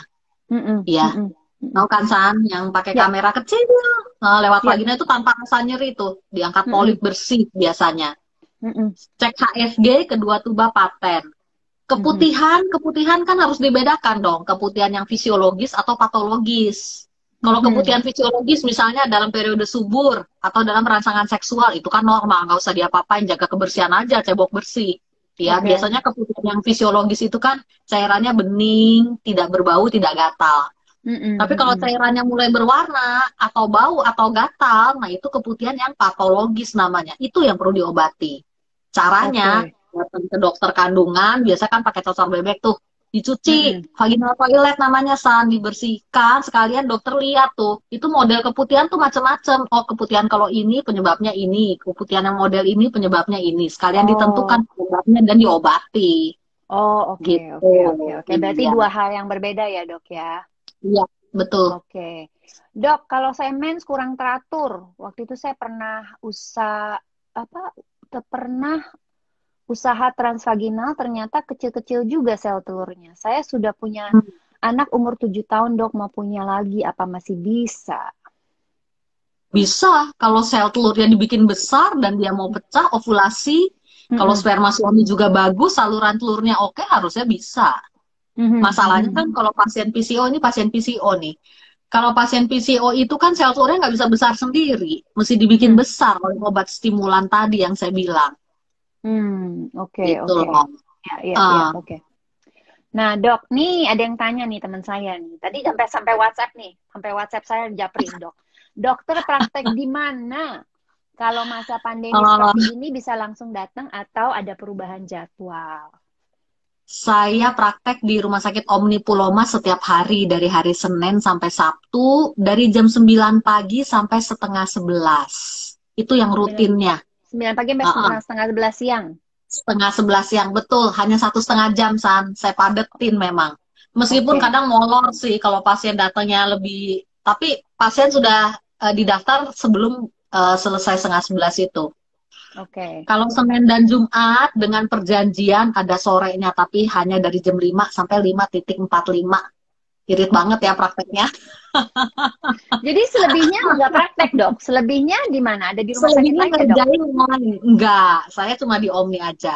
Oh, di Omni Selebihnya aja. banyak San kegiatan. Mulai dari bikin video edukasi, baca Mm-mm. buku. Yang Mm-mm. paling banyak tuh ngikutin webinar sana sini. Oh, Webinar iya, iya, iya, mulai iya. dari webinar laparoskopi, webinar Mm-mm. infertilitas kan banyak banget tuh. Iya, betul, betul, Itu betul, betul. antara lain. Oke, yes. Oke, tuh. Jadi sudah jelas ya, ada di Omni. Nah, dok, menurut info, kalau udah umur 40 tahun, sebenarnya udah nggak terlalu efektif mendapatkan vaksin HPV. Apa betul, dok? Oh, siapa bilang tidak betul? Tidak Hmm. betul. Vaksin Mhm. HPV itu masih bisa sampai umur 59 tahun. Oke, Iya. ya, ya, oke. Hmm. Dokter Karolin rekomen banget untuk orang-orang penakut seperti aku. Oh, jadi yang penakut pergi ke dokter Karolin. Siapa Dok, tuh? cocor bebeknya masuknya pelan-pelan gitu. Mungkin karena gini, San, karena kan kita kan perempuan ya. Saya kan juga pap smear juga dong, meskipun Iya, sama iya, temen iya. juga.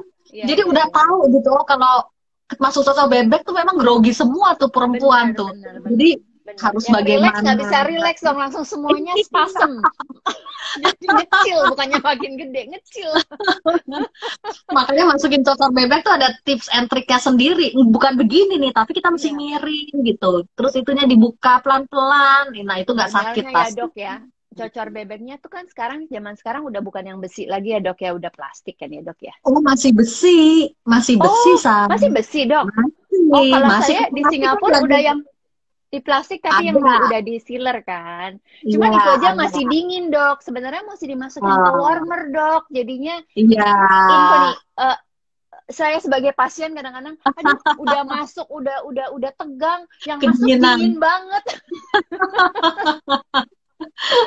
Biasanya kan itu steril, San. Kalau Iya, di iya, iya, Indonesia, kita kan habis pakai dicuci steril, jadi bisa di iya, iya, reusable. Kalau yang benar-benar. plastik itu biasa sekali pakai buang tuh, di yang model Buang, disposable. benar, Iya, benar, ada benar, juga benar, sih, benar. cuma memang dari segi cost lebih mahal. Iya, Kalau di iya, iya, Singapura iya. makanya kan lebih mahal, pap smear aja mungkin udah Betul. berapa dolar sing kan. Iya, Betul. kalau di Indonesia masih murah. Atau nggak masukin ke warmer lah dok, sterilisasinya Iya, masukin bisa warmer kayak handuk gitu loh direndam. dok. Jadi anget. Direndam dulu ya di air Direndam. steril yang anget ya. Iya Iya, benar. bolehlah. Nanti saya pikirkan ya. Untuk poliklinik saya nanti kita sedia bahas komisi air steril Iya anget ya. benar. Nah nih dok, ketika telat 3 hari dan tes pack hasil positif, apakah bisa Hmm. cek ke dokter? Atau harus Oh, tunggu dua bisa. minggu baru cek agar embrionya sudah kebentuk? Nah ini untung yang untuk Jangan. ini. Jadi, begitu tes pack positif, segera datang untuk dipastikan benar hamil atau tidak, itu yang pertama. Dan kalau hamil, hamilnya di dalam kandungan atau di luar kandungan. Nah, dua ini yang penting. Kalau hamil di luar Hmm, kandungan kan, ya jangan diterusin dong. Kalau hamil di luar kandungan kan pecah malah berdarah-darah dalam perut, kondisi emergency. ambil Nah, anggur ya kita dok bilangnya. bukan hamil di luar Bukan. kandungan beda sama hamil anggur. San. Kalau hamil anggur dia di dalam kandungan, tapi isinya anggur, bukan kantong hamil. Yang kita Oh kuret gitu. juga tuh. Iya, Oh, oke, benda-benda oke, kayak oke. anggur. Kalau istilah medisnya mola hidatidosa, hamil mola namanya. Iya. Kalau hamil di luar kandungan, hamilnya itu bukan di dalam rahim, tapi di saluran telur. Dia pecah tuh, kalau pecah berdarahnya di dalam saat nggak keluar. Pasiennya biasanya datang udah shock karena berdarah banyak di dalam perut. Nah itu mesti operasi emergency. Operasi emergency mesti diangkat. Iya. Jadi stop perdarahannya. Nah, nih ada lagi dok. Dok, kalau sudah saluran tubannya udah dipotong, kira-kira ada kendala pas IVF nggak ya? Karena aku ada perlengketan pas operasi kemarin. Enggak. Justru pada pasien yang saluran telurnya bermasalah, dia bengkak, hidrosalping misalnya, harus diangkat dulu sebelum IVF. Oh, oke. Iya. Bayangin nih, San, itu kan saluran telur di kiri kanan kan. Kalau dia bengkak, isi cairan yang infeksius, itu kan cairannya mengalir masuk ke dalam rahim. Ya kan? Sedangkan embriomu kan ditaruhnya di situ dalam rahim. Ibarat embrio diguyur terus sama air comberan misalnya ya, yang nggak mau nempel, dia rontok lagi. Jadi kalau punya saluran telur yang bermasalah, justru baiknya diangkat dulu sebelum mulai bayi tabung. Oke. Nah, terus dok, kalau ada polip, apakah harus diambil juga di usia 57? Nggak usah. Kecuali ada keluhan ya, Ada keluhan tuh maksudnya usia 57 kalau sudah menopause, kalau perdarahannya karena si polip harus diangkat. Karena siapa tahu bukan polip gitu maksudnya. Iya. Kalau yang masih mens sebenarnya kalau nggak menyebabkan irregular mens. Kalau usia reproduksi, dia nggak ada keluhan yang biasa keluhan polip itu metroragi. Metroragi itu ada flek-flek atau spotting di luar siklus mens yang normal, itu keluhan polip. Kalau dia tidak ada masalah fertility, udah nggak mau hamil misalnya, punya polip kecil, keluhan flek-fleknya nggak terlalu mengganggu, oke didiamin aja. Oke. Kalau polip tambah besar dan tambah banyak, biasanya fleknya juga makin banyak tuh. Biasanya itu mulai terganggu ya kita angkat juga. Ngangkat polip itu gampang sebetulnya. Iya, laparoskopi doang ya dok. Tidak menyakitkan histeroskopi yang tadi kamera dari vagina doang kan. Oke. Itu bisa langsung pulang aktivitas normal karena tanpa rasa nyeri sama sekali one day care surgery aja. Simple. Iya. Nih dok, maaf mau tanya tentang vaksin HPV. Berapa tahun lalu pernah vaksin HPV 2 kali, harusnya 3 kali, tapi terhenti karena program inseminasi. Apakah sekarang harus diulang vaksin dari pertama dok? Kalau masih kurang dari setahun bisa disusulin tuh yang ketiga. Tapi kalau udah lewat dari setahun mesti tanya dokternya dulu. Mesti dari awal lagi diulang. Inseminasi sebetulnya vaksin aja, kenapa mesti di stop vaksinnya? Inseminasi sebetulnya tetap boleh vaksin, nggak apa-apa. Kan belum hamil. No problem sebetulnya. Nah nih dok, ada yang lihat channel YouTube-nya dokter tentang histeroskopi. Apakah tindakan histeroskopi dan hidrotubasi itu bisa mengatasi tuba yang tersumbat? Kalau bisa, berapa persen peluang hamil dok? Nah, jadi begini. Kalau tuba non paten kan maksudnya ya. Kalau saluran tersumbat, itu bisa dioperasi nggak? Biasanya pertanyaannya begitu tuh. Jadi kalau tuba tersumbat, bayangin ya, saluran telur itu tuba itu diameter normalnya cuma 1 mili. Bayangin lubang yang diameternya 1 mili, kalau sampai mampet susah banget tuh ngebukanya tuh. Ya, kalaupun dia terbuka, bisa rapet lagi tuh. Jadi polisinya kalau untuk tuba non paten mau dioperasi nih, coba buka. Angka keberhasilan operasi biasanya gabungan laparoskopi, histeroskopi untuk buka tuba non paten. Itu angka keberhasilan 30%. Kalaupun terbuka, ya waktunya hanya 1 tahun diberi kesempatan untuk hamil alami dan inseminasi, udah termasuk tuh. Kalau 1 tahun alami dan inseminasi nggak hamil juga, itu tanda-tanda dia rapet lagi IVF setelah itu langsung. Oke. Gitu. Ini ada pertanyaan lagi. Pasnya berhubungan di masa subur itu berapa kali dan setiap hari kah? Jangan setiap hari. Nah, tuh, Susan udah bisa jawab tuh. Saya udah tahu. Nggak boleh tiap hari biar spermanya ada kualitasnya lebih bagus ya dok. Dikasih juga. Hubungan 2 hari sekali cukup. Karena sperma itu akan mati dalam waktu 2 kali 24 jam, San. Makanya kalau insen kan 2 kali 24 jam setelah insen harus nyambung hubungan alami. Kalau ternyata satu pesannya besok-besok. Karena sperma yang kita masukkan itu hanya bertahan 2 kali 24 jam. Karena itu hubungan 2 hari sekali yang idealnya. Saat masa subur ya. Yang tiap hari itu getol namanya. Oke. Dok, kalau endometriosis itu turunan nggak? Ada faktor genetik, ada. Oke, ada faktor Ya, genetik. tapi endometriosis sekali lagi endometriosis PCO itu multifaktorial dia. Sama tumor kandungan juga. Interaksi antara faktor hormonal, genetik, lingkungan. Jadi tidak ada satupun etiologi yang pasti. Karena itu ada tuh orang yang sudah hidup sehat mungkin, makan makanan organik, tetap aja endometriosisnya progresif terus. Ada. Jadi karena faktor hormonal dan genetik kan nggak bisa kita kontrol. Yang bisa kita kontrol faktor lingkungan, yang lifestyle tadi. Gitu loh. Tuh dok, umur 47, 2 bulan nggak mens, apa harus cek?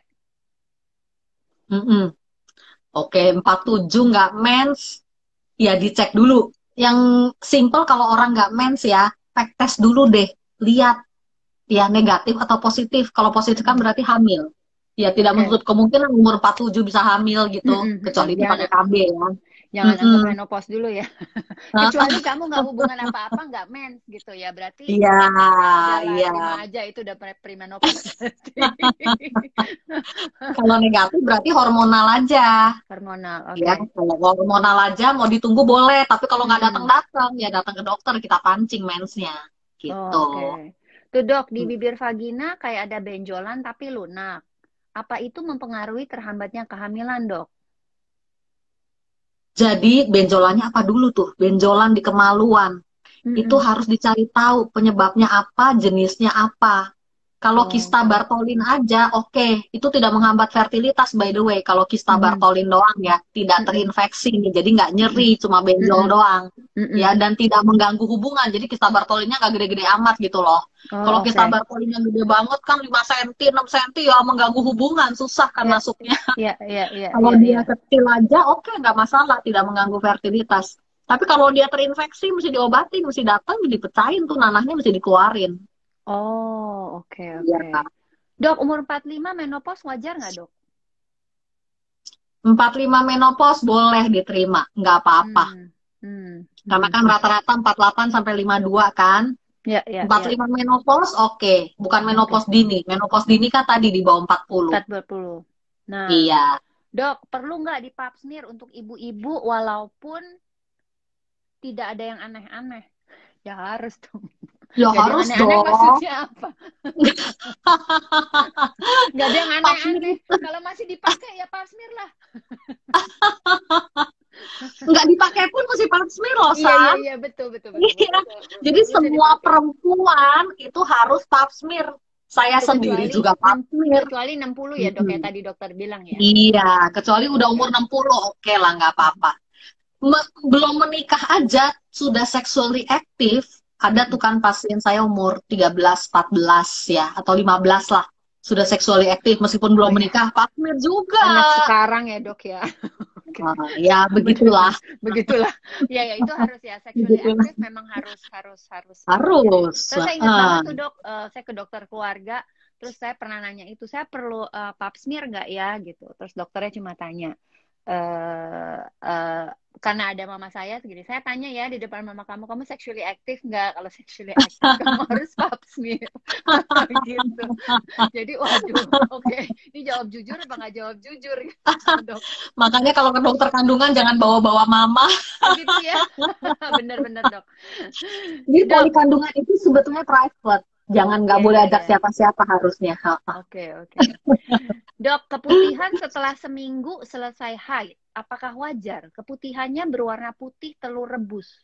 Nggak wajar dong ya, dok, kalau putih telur rebus. Telur rebus tuh putih banget loh. Telur rebus itu putih banget. Kalau tidak gatal dan tidak berbau, dicebok aja jaga kebersihan hilang, oke, nggak apa-apa. Tapi kalau ada keluhan gatal atau berbau atau warnanya jadi kuning hijau, itu harus segera datang. Berarti masalah, ada infeksi. Iya. Oke. Malam, dok, saya belum married, usia 24. Siklus haid saya nggak menentu. Kadang 31 hari, 27 hari, 29 hari. Apakah itu normal? Normal ya, dok? Siklus haid normal itu 28 sampai 35 hari. Oke, berarti normal dong, dok? Normal. Jadi kalau saya tanya pasien masih mens sebulan sekali, kita anggap normal siklusnya. Oke. Itu masih normal, ya, range 28 sampai 35 hari. Ya, by the way, yang namanya siklus mens tahu dong, jarak dari mens hari pertama ke mens hari pertama bulan berikutnya itu Ya, bukan tanggalnya yang dihitung, Iya, bukan. iya. Nah, orang kebanyakan begitu tuh, Dok. Saya soalnya tiap Mm-mm. datang mens tanggal 1 gitu. Jadi Mm-mm. hitungnya gimana? Nah, itu sering banget tuh, Dok. Jadi Iya, memang sering Dok, banget itu. jadi siklus itu dari hari pertama mens sampai hari Pertama, hari bulan pertama lagi berikutnya. ya. Itu berapa hari? Iya, Ya, itu itu siklus siklus. mens. Selama Heeh. masih dalam jangka waktu 28 sampai 35 hari berarti normal ya, Dok? Betul. Heeh. Yang nggak normal Normal. itu di bawah berapa, Dok? Di bawah 21 hari. Betul, Dok? Di bawah 28 atau di atas 35 hari jadinya. Di luar Oke. range tersebut, itu tidak normal. Oh, oke, oke, Tapi oke. yang namanya siklus mens itu tuh rata-rata ya San dalam 3 bulan terakhir. Jadi jangan 1 bulan aja dilihat gitu, jangan. Jadi kalau Hmm, ditanya siklus mens berapa hari ya rata-rata 3 bulan terakhir. oke, Tambah oke. dibagi 3. Heeh, Oh, oke, gitu. oke, oke, oke. Heeh. Nah, Dok, setelah operasi laparostomi angkat tuba kok sebulan 2 kali mens ya? Apakah ada masalah, Dok? Harusnya sih enggak. Harusnya, Laparoskopik, eh, angkat tubannya doang kan. iya. Heeh. Kalau dikerjakan oleh dokter ahli harusnya nggak masalah. Mungkin ada faktor hormonal, ketidakseimbangan hormonal kan bisa juga bikin mens nggak teratur. Bukan karena Hmm. diangkat tubannya. Mhm, mhm. Mm-mm. Tuh, haid 3 hari bersih, normal nggak? Normal. Ini Normal sering ya. ininya ibu-ibu tuh sering senewan kalau haidnya dianggap sedikit gitu ya. Dok, 2 hari mens nih, saya mau menopause kali ya. Sering tuh kayak begitu. Padahal Mhm. enggak, mens 2 hari aja normal.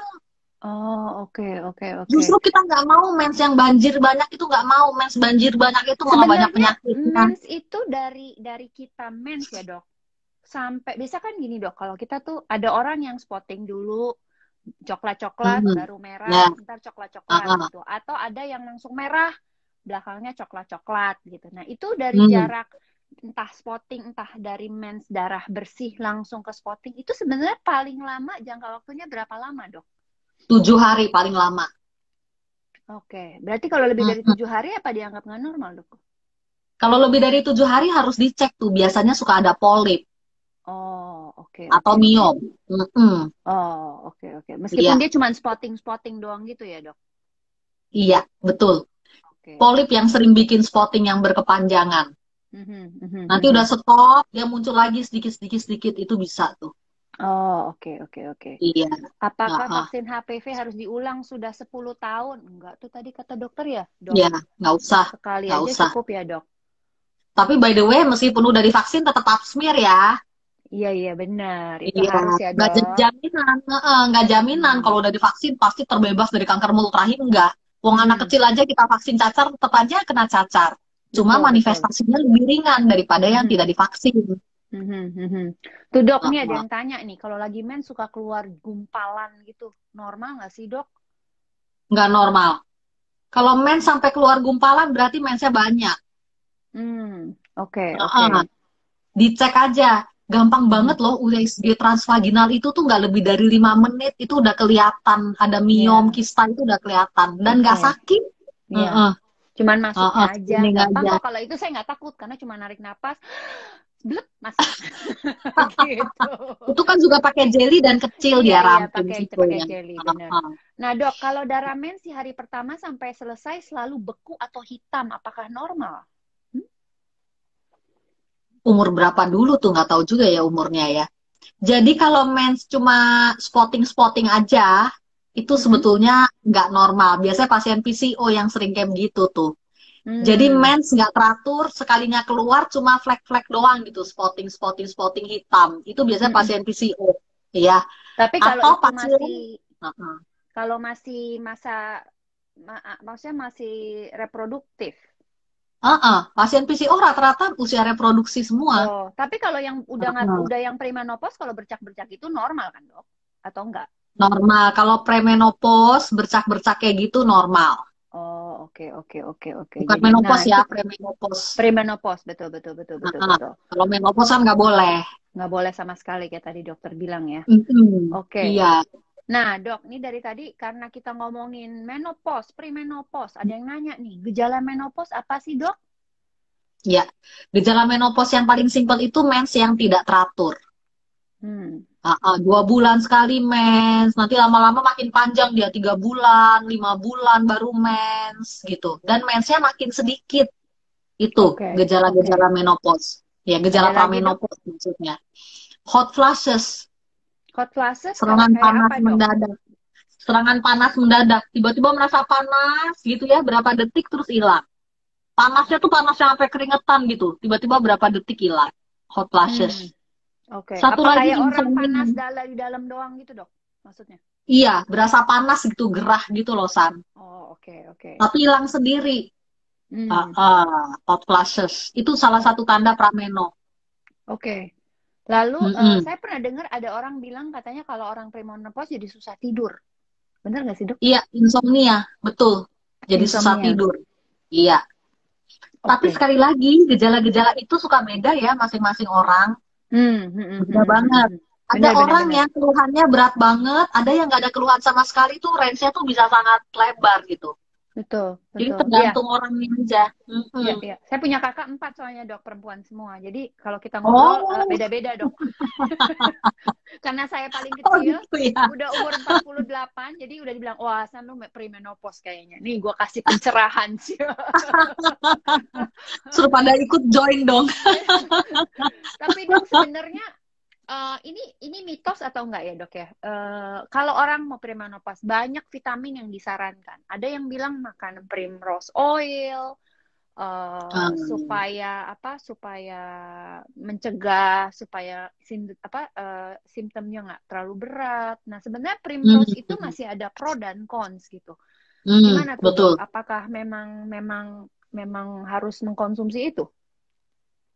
Jadi IPO ya, kita bilangnya IPO, Evening Primrose Oil itu salah satu fitoestrogen sebetulnya. Mm-mm, mm-mm, Nah, fitoestrogen itu sebetulnya tidak berfungsi sebagai hormon estrogen dia.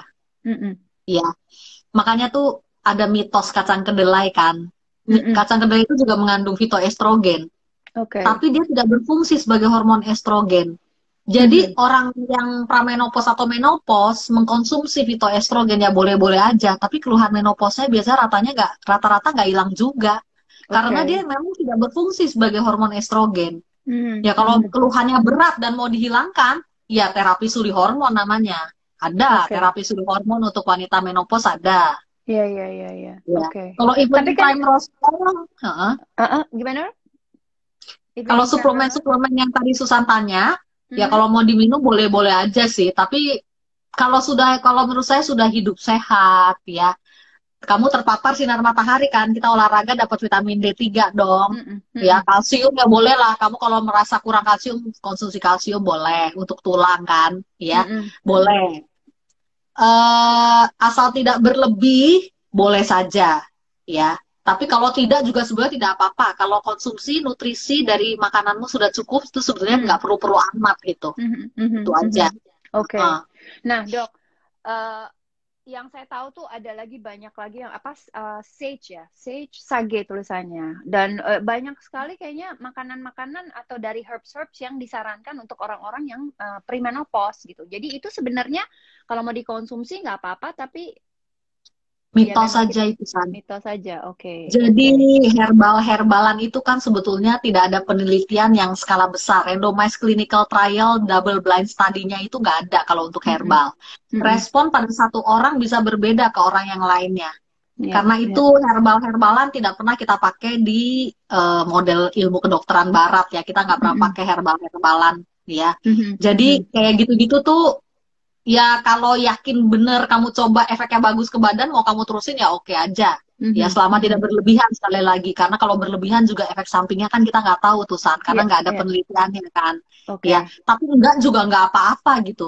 Mhm. Tapi kan kalau Heeh. untuk wanita di atas umur 40, biasanya kita suka vitamin D deficiency kan ya, Dok ya? Vitamin D itu kan sebetulnya murah meriah. Kamu bisa dapat dari sinar matahari. Ya, ya, ya, ya. Oke. Kecuali kamu memang defisiensinya banget gitu ya, kamu Mhm. konsumsi. Tapi Oke. untuk maintainnya kan nggak harus sebetulnya. Mhm, Ya, jadi mhm, kalau kamu mhm. terpapar sinar matahari minimal 15 menit aja setiap hari itu udah oke vitamin D kamu. Jadi Oke. nggak perlu tuh konsumsi tiap hari rutin nggak perlu. Murah meriah kok vitamin dari Mhm. matahari. Kalau vitamin D. Tapi ada yang bilang juga dok kalau udah kayak kayak orang di atas 40 sudah mulai mengurangi atau bahkan sama sekali tidak mengkonsumsi soya produk kayak tahu, Oh, siapa bilang? Kenapa? soy Alasannya soy apa? apa soy milk gitu-gitu. Heeh. Dengar-dengar aja sih dok. Enggak, enggak. Konsumsi aja. Tapi sekali lagi tidak ada yang berlebih dikonsumsi. Hmm. Gitu. Ya sesuatu Ya, yang berlebihan itu tidak baik gitu ya dok ya. betul. Konsumsi soy berlebih kan asam urat yang tinggi, San. Oh gitu dok. Saya taunya kangkung. Yes. Saya taunya kangkung. Tapi Bingung. soya itu, kedelai itu bagus. Maksud Hmm. saya dia fitoestrogen itu sebetulnya salah satu nutrisi yang bagus juga gitu untuk Mhm, badan. mhm, Asal selama mhm. tidak berlebih, oke. Ya. Ya, Oke, nggak oke. apa-apa konsumsi aja tahu tempe gitu kan maksudnya kedelai. Ya. Ya, bagus Nah, kok itu dok, untuk kesehatan. tadi kan kita ngomongin soal fertilitas, dok. Saya ingat banget nih dulu waktu saya lagi mau program hamil, dicek tuh semuanya, dok. Tiroid, kemudian apa prolaktin. Nah, itu Betul, memang dua hal itu apakah memang mempengaruhi fertilitas? pengaruh. Jadi hormon prolaktin, tiroid itu berpengaruh karena kalau mereka tidak dalam kadar normalnya Mhm. akan bentrok dengan kerja hormon reproduksi. Oh, Makanya orang oke. yang prolaktinnya tinggi sering kan nggak mens tuh. Mhm, Begitu mhm, hormon mhm, prolaktinnya dikontrol, baru dia mhm. bisa hamil. Ada tuh pasien saya yang kayak gitu tuh. Oke, oke, Pas oke. dicek ada tumor hipofisis di sini, tumor hipofisis yang menghasilkan prolaktin tinggi. Oke. Dan kalau Demikian juga orang tiroid. orang hamil suka oh nggak hamil nih, mesti dicek ACA. Itu apa sih dok sebenarnya? ACA itu untuk anti fosfolipid syndrome, untuk cek adanya kekentalan darah atau tidak. Mhm, mhm. Jadi biasanya kita cek itu kalau pada keguguran berulang.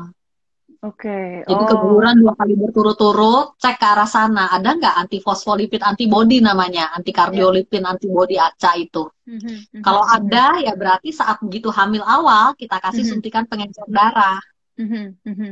Oke, oke. supaya hamilnya survive. Ada pasien saya keguguran sampai 7 kali tuh.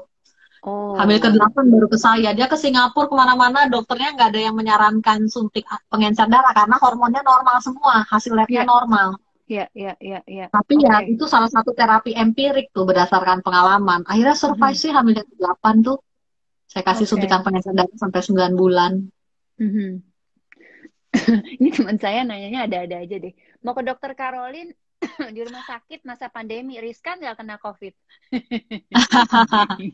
Jadi begini, kalau poliginekologi itu relatif steril, San, karena kan Hmm. pasiennya tuh ibu hamil gitu. Maksudnya bukan, Ya. kita tuh jauh. Kalau pasien penyakit dalam, anak, sama paru-paru itu di wing gedung yang lain.